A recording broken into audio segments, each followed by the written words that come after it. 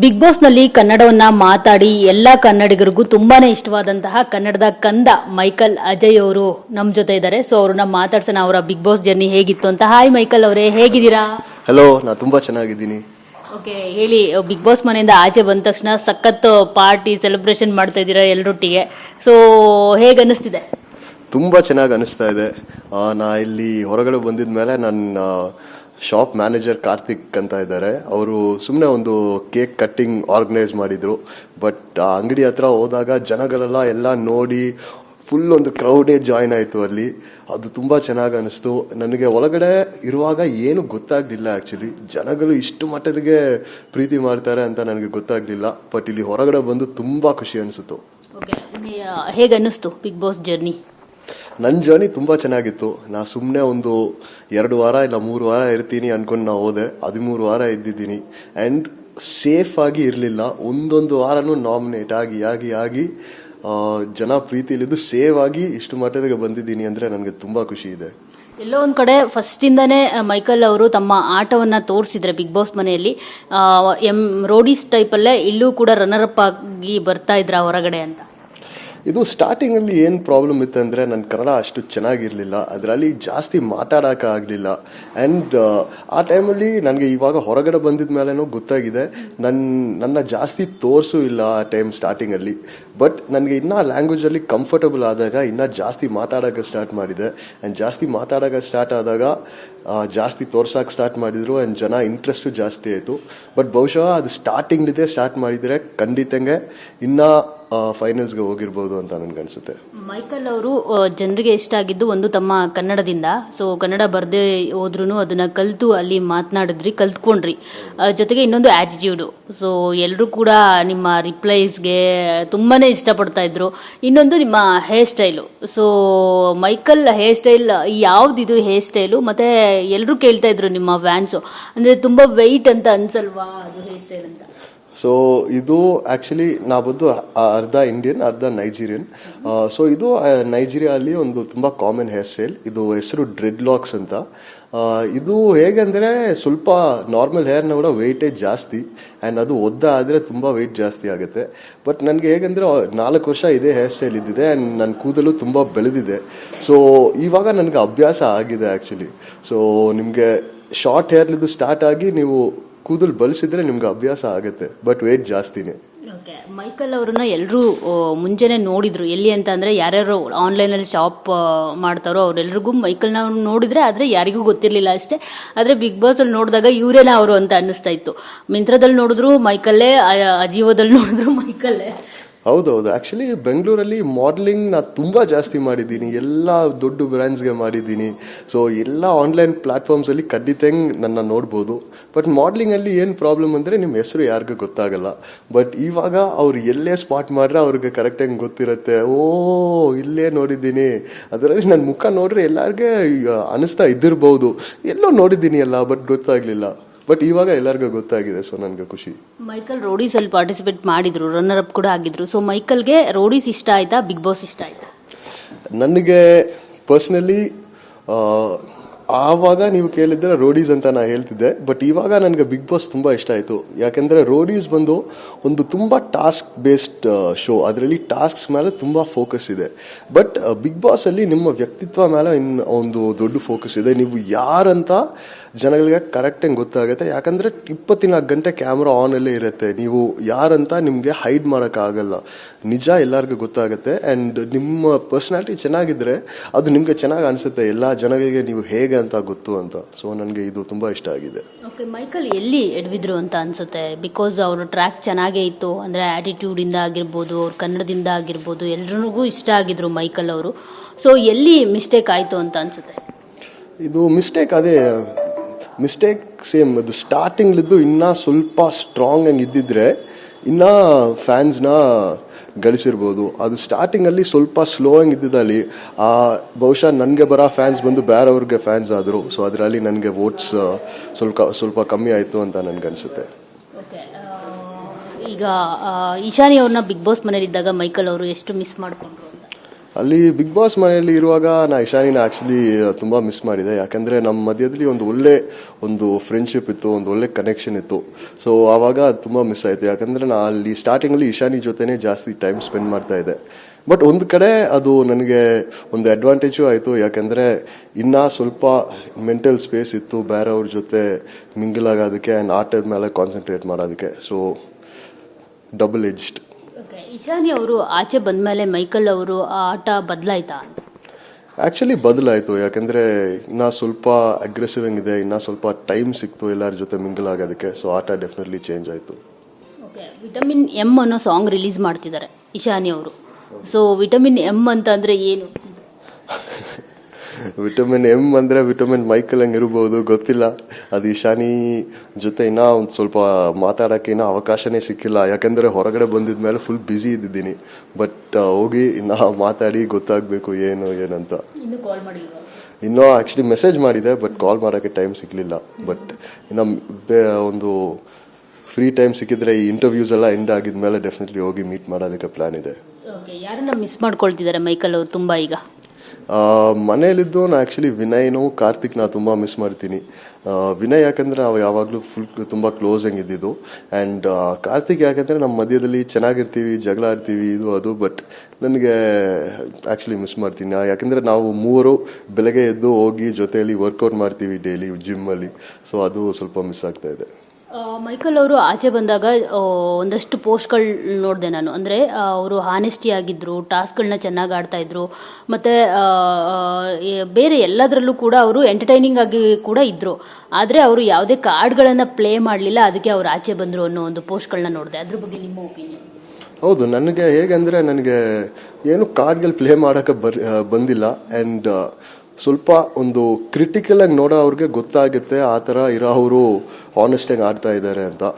But ಒಂದು ಮುಗ್ಧ ಮನಸ್ಸಿದ್ದು ನೋಡೋ ಅವ್ರಿಗೆ ಯಾರಿಗೆ ಸಿಂಪತಿ ಇದೆಯೋ ಆ ಕಡೆ ಅವರು ಸ್ವಲ್ಪ ಜಾಸ್ತಿ ಕಾನ್ಸಂಟ್ರೇಷನ್ ಕೊಡ್ತಾರೆ. ಆ್ಯಂಡ್ ಅವರು ಜಾಸ್ತಿ ಇಮೋಷನ್ಸ್ನ ಶೋ ಅಲ್ಲಿ ತೋರಿಸ್ತಾರೆ ಕೂಡ. ಸೊ ಅದರಲ್ಲಿ ಆ್ಯಂಡ್ ಇಷ್ಟು ದಿನ ಒಬ್ಬರನ್ನ ನೋಡಿದರೆ ಅವ್ರ ಜೊತೆ ಕನೆಕ್ಟ್ ಆಗ್ತೀರಾ. ಆ್ಯಂಡ್ ಅವ್ರ ನೋವು ಅದೆಲ್ಲ ನೋಡಿದರೆ ನಿಮಗೆ ಅವ್ರ ಮೇಲೆ ಒಂದು ಸಿಂಪತಿ ಕ್ರಿಯೇಟ್ ಆಗುತ್ತೆ. ಸೊ ಅದರಲ್ಲಿ ಅವರು ವೋಟ್ ಮಾಡಿರ್ತಾರೆ. ಸೊ ಅದು ನನಗೆ ಮಾಡೋಕ್ಕೆ ಬರಲಿಲ್ಲ. ಬಹುಶಃ ಮಾಡಿದರೆ ಇನ್ನೂ ಉಳ್ಕೊಂಡಿರ್ಬೋದು. ಎಲ್ಲೋ ಒಂದು ಕಡೆ ಮೈಕಲ್ ಅವ್ರಿಗೆ ಓವರ್ ಆ್ಯಟಿಟ್ಯೂಡ್ ಅನ್ನೋದು ಮುಳುವಾಯಿತು ಅಂತ ಅನಿಸುತ್ತೆ. ಯಾಕಂದರೆ ಆ್ಯಟಿಟ್ಯೂಡ್ ತುಂಬಾ ಚೆನ್ನಾಗಿತ್ತು, ಮುಖದ ಮೇಲೆ ಎಲ್ಲರಿಗೂ ಹೇಳ್ತಾ ಇದ್ರಿ ಅವ್ರ ಬಗ್ಗೆ ಎಲ್ಲ. ಸೊ ಅದೆಲ್ಲ ಕರೆಕ್ಟಾಗಿ ಕೂಡ ಇರ್ತಾ ಇತ್ತು. ಸೊ ಅದನ್ನು ಎಲ್ಲೋ ಒಂದು ಕಡೆ ಜನ ಇಷ್ಟಪಡ್ತಾ ಇದ್ರು. ಯಾವಾಗ ಓವರ್ ಆ್ಯಟಿಟ್ಯೂಡ್ ಅನ್ನೋದು ಸ್ಟಾರ್ಟ್ ಆಯಿತು, ಅಲ್ಲಿಂದ ಅವರ ಆಟಕ್ಕೆ ಬ್ರೇಕ್ ಬಿತ್ತು ಅಂತ ಅನಿಸುತ್ತೆ. ಇದು ಏನಂದರೆ ನಾ ಎಲ್ಲ ಕರೆಕ್ಟಾಗಿ ಮಾತಾಡ್ತಾ ಇದ್ದೆ. ಬಟ್ ಏನಂದರೆ ಒಬ್ಬೊಬ್ಬರು ತುಂಬ ಜಾಸ್ತಿ ಅಡ್ವಾಂಟೇಜ್ ತೊಗೊಳ್ತಾ ಇದ್ರು ಅದನ್ನು. ಸೊ ಒಂದು ಸ್ಟೇಜಲ್ಲಿ ಒಬ್ಬರು ತುಂಬ ರೂಡಾಗಿ ನಿಮ್ಮ ಆ ಥರ ಮಾತಾಡ್ರೆ ನಿಮಗೇನೋ ಕೋಪ ಬರುತ್ತೆ. ಅದು ಬಂದಾಗ ನಾ ಹೇಳಿದ್ದೀನಿ ಕೂಡ. ಬಟ್ ನಾ ಏನೋ ಸುಳ್ಳು ಏನೂ ಹೇಳಿಲ್ಲ, ಬ್ಯಾಡ್ದಿರೋದನ್ನ ಏನೂ ಹೇಳಿಲ್ಲ. ಏನಿತ್ತೋ ನಾ ಅದೇ ಹೇಳಿದೆ. ಸ್ವಲ್ಪ ಹಾರ್ಷಂಗೆ ಹೇಳಿರ್ಬೋದು, ಬಟ್ ತಪ್ಪೇನೂ ಹೇಳಿಲ್ಲ ನಾನು. ಸೊ ಅದು ಅದರಲ್ಲಿ ನನ್ನ ಗೇಮ್ಗೆ ಏನೂ ಎಫೆಕ್ಟ್ ಆಗಿಲ್ಲ ಅಂತ ನನಗೆ ಅನಿಸುತ್ತೆ.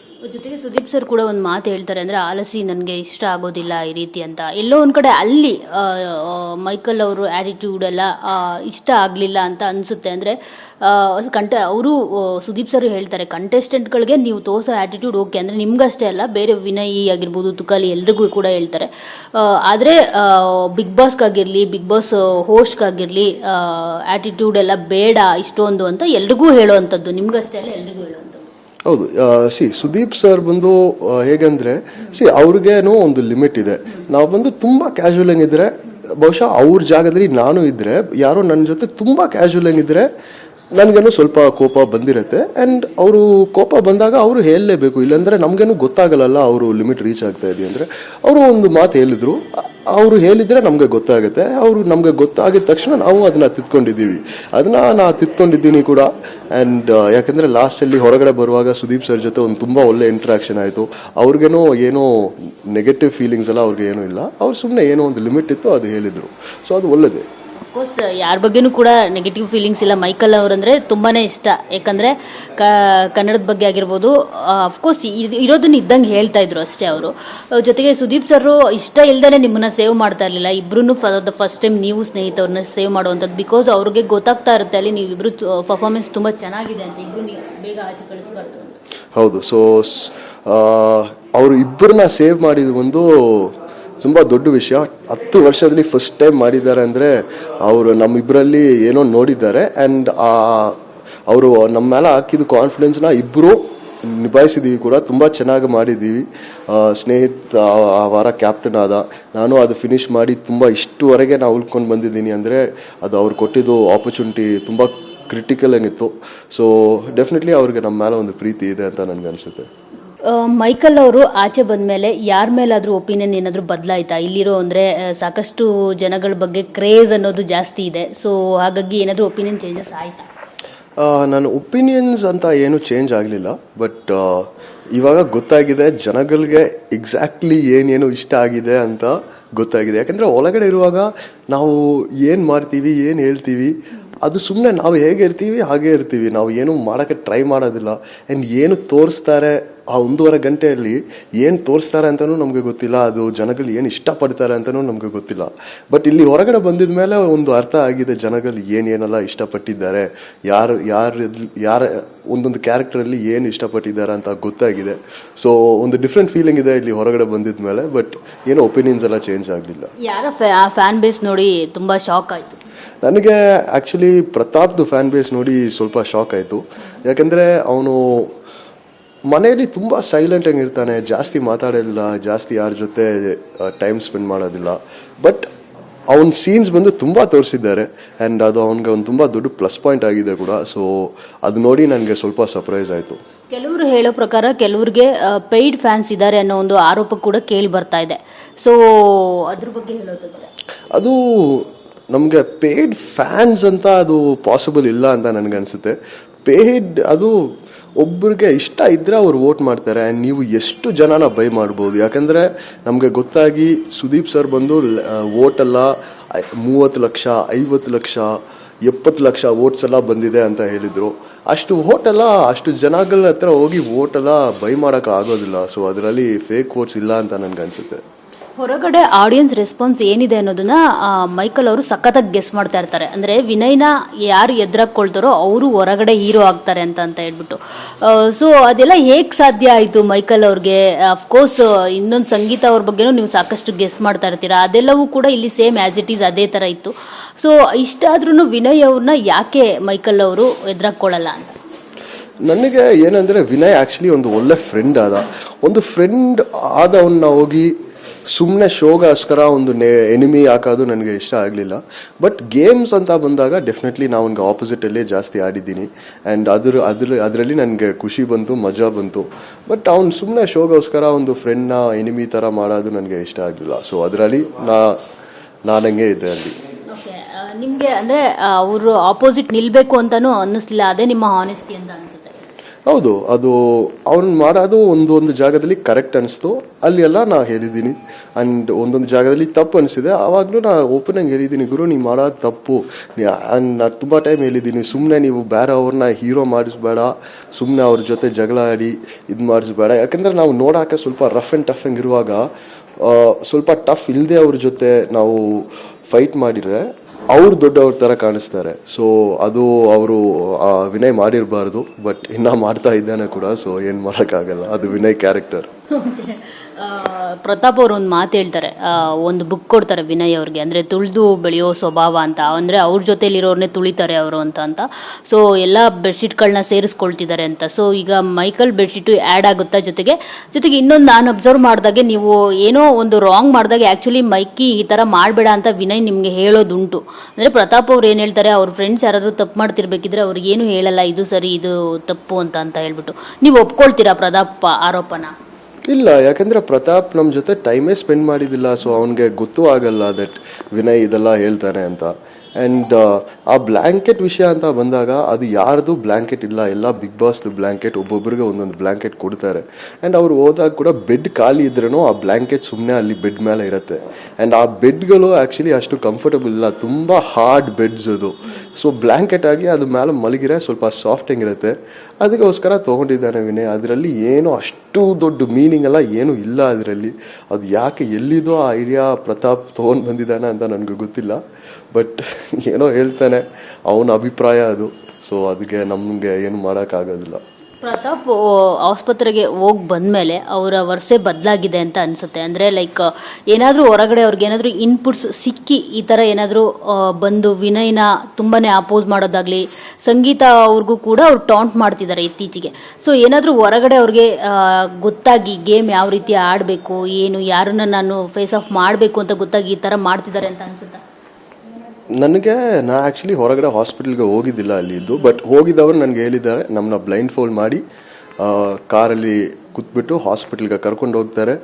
ಬರೀ ಡಾಕ್ಟರ್ ಮುಖನೂ ನೋಡೋಕ್ಕಾಗಲ್ಲ, ಅವರು ಮಾಸ್ಕ್ ಹಾಕ್ಕೊಂಡು ಬರ್ತಾರೆ, ಏನು ಬೇಕೋ ಅದು ಮಾತ್ರ ಟ್ರೀಟ್ಮೆಂಟ್ ಕೊಟ್ಟು ಕಳಿಸ್ತಾರೆ ಅಂತ ನನಗೆ ಹೇಳಿದ್ದಾರೆ. ಸೊ ಆ್ಯಂಡ್ ಯಾವಾಗಲೂ ಟೀಮ್ ಅವರು ಜೊತೆಯಲ್ಲೇ ಇರ್ತಾರೆ ಅಂತ ಹೇಳಿದ್ದಾರೆ. ಸೊ ಆ ಗ್ಯಾಪಲ್ಲಿ ಯಾರು ಬಂದು ಅವನಿಗೆ ಹೇಳಿರ್ಬೋದು ಅಂತ ನನಗೆ ಅನಿಸ್ತಾ ಇಲ್ಲ.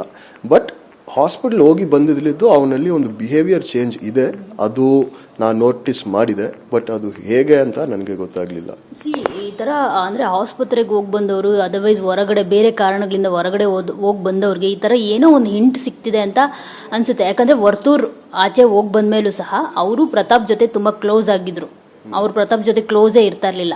ದೆನ್ ತುಕಾಲಿ ಕೂಡ ಹೊರಗಡೆ ಹೋಗಿ ಬಂದಿದ್ರಂತೆ, ಅದು ಅಷ್ಟಾಗಿ ಜನಗಳಿಗೆ ಗೊತ್ತಿಲ್ಲ. ಆದರೆ ಅವರು ಕೂಡ ಪ್ರತಾಪ್ ಜೊತೆ ಕ್ಲೋಸ್ ಆಗೋದಕ್ಕೆ ಟ್ರೈ ಮಾಡಿದ್ರು. ದೆನ್ ತನಿಷಾ ಹೋಗಿ ಬಂದಿದ್ರು. ಆಮೇಲೆ ಸಂಗೀತ ಪ್ರತಾಪ್ ಹೊರಗಡೆ ಹೋಗಿ ಬರೋದಕ್ಕಿಂತ ಮುಂಚೆ ಅವ್ರೇನು ಕ್ಲೋಸ್ ಇರಲಿಲ್ಲ. ಹೊರಗಡೆ ಹೋಗಿ ಬಂದಮೇಲೆ ಅವ್ರು ತುಂಬ ಕ್ಲೋಸ್ ಆಗಿದ್ರು. ಈಗ ಪ್ರತಾಪ್ ಮತ್ತೆ ವರ್ಷ ಚೇಂಜ್ ಮಾಡಿದ್ದಾರೆ ಹೊರಗಡೆ ಹೋಗಿ ಬಂದಮೇಲೆ. ಸೊ ಇದೆಲ್ಲವನ್ನ ನೋಡಿದಾಗ ಎಲ್ಲೋ ಒಂದು ಕಡೆ ಅವ್ರಿಗೆ ಬಿಗ್ ಬಾಸ್ ಹೊರಗಡೆ ಏನು ಆಗ್ತಿದೆ ಅನ್ನೋದು ಅವ್ರಿಗೆ ಹಿಂಟ್ ಸಿಗ್ತಿದೆ ಅಂತ ಅನ್ಸುತ್ತೆ. ಯಾಕಂದರೆ ಬಿಗ್ ಬಾಸ್ ಶೋ ಮಾಡೋ ಅವ್ರಿಗೆ ಯಾವ ಕಂಟೆಸ್ಟೆಂಟ್ ಗೆಲ್ತಾರೋ ಅಂತ ಅವ್ರಿಗೆ ಅದರಲ್ಲಿ ಇಂಟ್ರೆಸ್ಟೇ ಇಲ್ಲ ಅಂತ ನನಗೆ ಅನಿಸುತ್ತೆ. ಯಾಕಂದರೆ ಅವರು ನನ್ನ ಪ್ರಕಾರ ನಾನ್ ಬಯಸ್ಡೇ ಇದ್ದಿದ್ದಾರೆ. ನಾ ಎಷ್ಟು ನೋಡಿದ್ದೀನಿ ಅಷ್ಟು ಮಟ್ಟದಿಗೆ ಅವರು ನಾನ್ ಬಯಸ್ಡೇಗೆ ಇದ್ದಿದ್ದಾರೆ. ಅವರು ಒಬ್ಬರನ್ನ ಗೆಲ್ಲಿಸ್ಬೇಕು ಅಂತ ಅಲ್ಲ, ಅವ್ರಿಗೆ ಏನೂ ಇಲ್ಲ ಅದರಲ್ಲಿ, ಒಬ್ಬನಿಗೆ ಹೆಲ್ಪ್ ಮಾಡ್ತಾರೆ ಅಂತ ಅಲ್ಲ, ನನಗೆ ಏನೂ ಅನಿಸ್ತಾ ಇಲ್ಲ. ಮೇ ಬಿ ಅಲ್ಲಿ ಯಾವ ಆಸ್ಪತ್ರೆಯಲ್ಲಿ ಬೇರೆ ಯಾರಾದರೂ ಏನಾದರೂ ಹೇಳಿರ್ಬೋದು ಅಂತ ಅನಿಸುತ್ತೆ. ಬಟ್ ನನಗೆ ಗೊತ್ತಾಗಿ ಯಾವಾಗಲೂ ಜೊತೆಯಲ್ಲಿ ಒಂದು ಟೀಮ್ ಮೆಂಬರ್ ಇರ್ತಾರೆ. ಸೊ ಅವ್ರಿಗೆ ಗೊತ್ತಾಗೋದಕ್ಕೆ ಏನೂ ದಾರಿ ಇದ್ದಿರಲಿಲ್ಲ ಅಂತ ನನಗೆ ಅನಿಸುತ್ತೆ. ಸೊ ನನಗೆ ಆ ಥರ ಏನೂ ಅನಿಸ್ತಾ ಇಲ್ಲ. ಹೊರಗಡೆ ಬಂದಮೇಲೆ ಯಾವ ವಿಷಯ ನಿಮಗೆ ಶಾಕಿಂಗ್ ಅಂತ ಅನ್ನಿಸ್ತು? ಯಾವ ಕಂಟೆಸ್ಟೆಂಟ್ ಬಗ್ಗೆ? ನನಗೆ ಆ್ಯಕ್ಚುಲಿ ಪ್ರತಾಪ್ ಬಗ್ಗೆನೇ ಸ್ವಲ್ಪ ಶಾಕಿಂಗ್ ಇತ್ತು. ಅವನಿಗೆ ಒಂದು ಫ್ಯಾನ್ ಫಾಲೋಯಿಂಗ್ ಇಷ್ಟು ಜಾಸ್ತಿ ಆಗಿದೆ ಅಂತ ಗೊತ್ತಾಗಲಿಲ್ಲ. ಯಾಕೆಂದರೆ ಒಳಗಡೆ ಇರುವಾಗ ಅವನು ಹೇಗೆ ಗುರು ಇವನು ಸೇವ್ ಆಗ್ತಾ ಇದ್ದಾನಾ ಅಂತ ಅನಿಸ್ತಾ ಇತ್ತು. ಬಟ್ ಅವ್ನು ಮಾಡೋದು ಜನಗಳಿಗೆ ಇಷ್ಟ ಆಗಿದೆ. ಸೊ ಒಳ್ಳೇದಾಗಲಿ ಅವನಿಗೆ. ಬಟ್ ವರ್ತೂರ್ ಅವರು ಅರೆಸ್ಟ್ ಆಗಿದ್ರು ಅನ್ನೋದು ನಿಮಗೆ ಗೊತ್ತಾಯ್ತಾ? ನಿಮಗೆ ಶಾಕಿಂಗ್ ಅನ್ನಿಸ್ತಿಲ್ವಾ ಅದು ಅಂತ? ಅದು ನಮಗೆ ಒಳಗಡೆ ಇರೋವರೆಗೆ ಏನು ಗೊತ್ತಾಗಲಿಲ್ಲ. ಏನೋ ಫ್ಯಾಮಿಲಿ ಪ್ರಾಬ್ಲಮ್ ಅಂತ ಗೊತ್ತಿತ್ತು.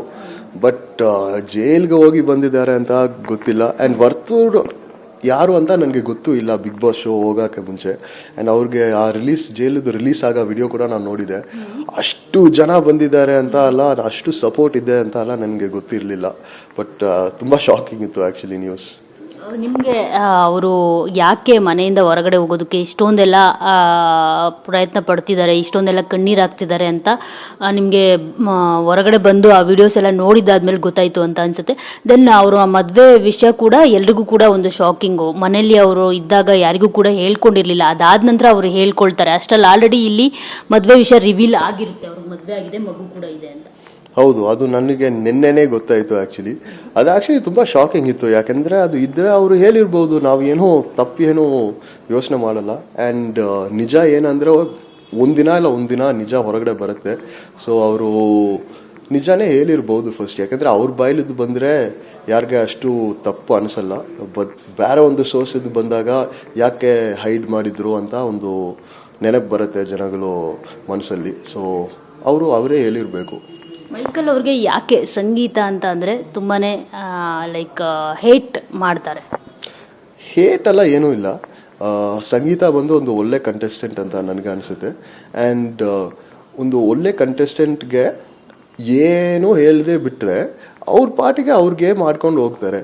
ನಾವು ಏನೇ ಹೇಳಿದರೆ ಆವಾಗಲೇ ಒಂದು ಟಕ್ಕರ್ ಕೊಡ್ಬೋದು ಅಂತ ನನಗೆ ಅನಿಸುತ್ತೆ. ಆ್ಯಂಡ್ ಕೆಲವು ಜಾಗದಲ್ಲಿ ಅವಳು ಮಾಡಿದ ವಿಷಯ ನನಗೆ ಇಷ್ಟ ಆಗಲಿಲ್ಲ, ಅದನ್ನು ಹೇಳಿದ್ದೀನಿ. ಅದು ಬಿಟ್ಟು ನನಗೆ ಬೇರೆ ಏನು ಎನಿಮಿಟಿ ಎಲ್ಲ, ಪರ್ಸ್ನಲಿ ಎಲ್ಲ ಏನು ಎನಿಮಿಟಿ ಇಲ್ಲ. ಆ್ಯಂಡ್ ನಾವು ಗೇಮ್ ಬಿಟ್ಟು ಹೊರಗಡೆ ಬಂದಿದ ಮೇಲೆ ಸೀರಿಯಸ್ಲಿ ಏನೂ ಇಲ್ಲ ಅಲ್ಲಿ. ಅವಳು ಚೆನ್ನಾಗಿರಲಿ ಅಂತಾನೆ ನನಗೆ ನೆನಪು. ಸಂಗೀತ ಅವ್ರು ತುಂಬ ಸರಿ ಹೇಳ್ತಾರೆ ಮೈಕಲ್ ಅವ್ರಿಗೆ, ಅಂದರೆ ನನಗೂ ನಿಮಗೂ ಯಾವುದೇ ರೀತಿ ಒಂದು ಲೈಕ್ ಅಸಮಾಧಾನ ಆಗಲಿ ಯಾವುದೂ ಇಲ್ಲ, ಆದರೂ ಅವರು ಯಾಕೆ ನನ್ನನ್ನು ನೆಗೆಟಿವ್ ಅಂತ ಹೇಳ್ತಾರೋ ಗೊತ್ತಿಲ್ಲ. ಸೊ ಅವರು ನಿಮ್ಮ ಜೊತೆ ಮಿಂಗಲ್ ಆಗೋದಕ್ಕೂ ಕೂಡ ಪ್ರಯತ್ನ ಪಡ್ತಾರೆ, ಆದರೆ ಮೈಕಲ್ ಅವರು ಇಷ್ಟನೇ ಪಡೋದಿಲ್ಲ. ಹೌದು, ಒಂದು ನನಗೆ ನೆಗೆಟಿವ್ ಅಂತ ಅನಿಸಿದ್ದು ಅದನ್ನು ಕ್ಯಾರಿ ಮಾಡಿದೆ. ಬಟ್ ಅವಳು ಪ್ರಯತ್ನ ಪಟ್ಟಿದ್ದಾಳೆ ಅಂದರೆ ಹೌದು, ಒಂದು ಇದರಲ್ಲಿ ಅವಳು ಒಂದು ವೈಟ್ ರೋಸ್ ಕೊಟ್ಟಿದ್ದಾಳೆ. ಬಟ್ ಆ ಟೈಮಲ್ಲಿ ನನಗೆ ವಾಪಸ್ ಮಿಂಗಲ್ ಆಗೋದಕ್ಕೆ ಇಷ್ಟ ಇಲ್ಲ.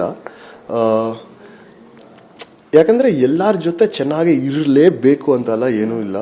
ಒಂದು ರೈವಲ್ರಿ, ಒಂದು ಆಪೋಸಿಷನ್ ಎಲ್ಲ ಇರಬೇಕು. ಬಟ್ ಅದು ಒಂದು ಗೇಮ್ ಶೋ, ಒಂದು ಗೇಮ್ ಇರಬೇಕಲ್ಲ. ಇಲ್ಲಾಂದರೆ ಯಾರು ನೋಡ್ತಾರೆ, ಯಾರಿಗೆ ಇಷ್ಟ ಇರುತ್ತೆ, ಅಲ್ಲಿ ಇರೋವ್ರಿಗೇ ಇಷ್ಟ ಇರಲ್ಲ. ಸೊ ಅದು ಅಷ್ಟೇ, ಅಲ್ಲೇ ಬಿಟ್ಟಾಯಿತು. ಮನೆಯಲ್ಲಿದ್ದು ಹೊರಗಡೆ ಬಂದಿದ ಮೇಲೆ ಅಷ್ಟೇ, ಇರೇ ಅಷ್ಟೇ.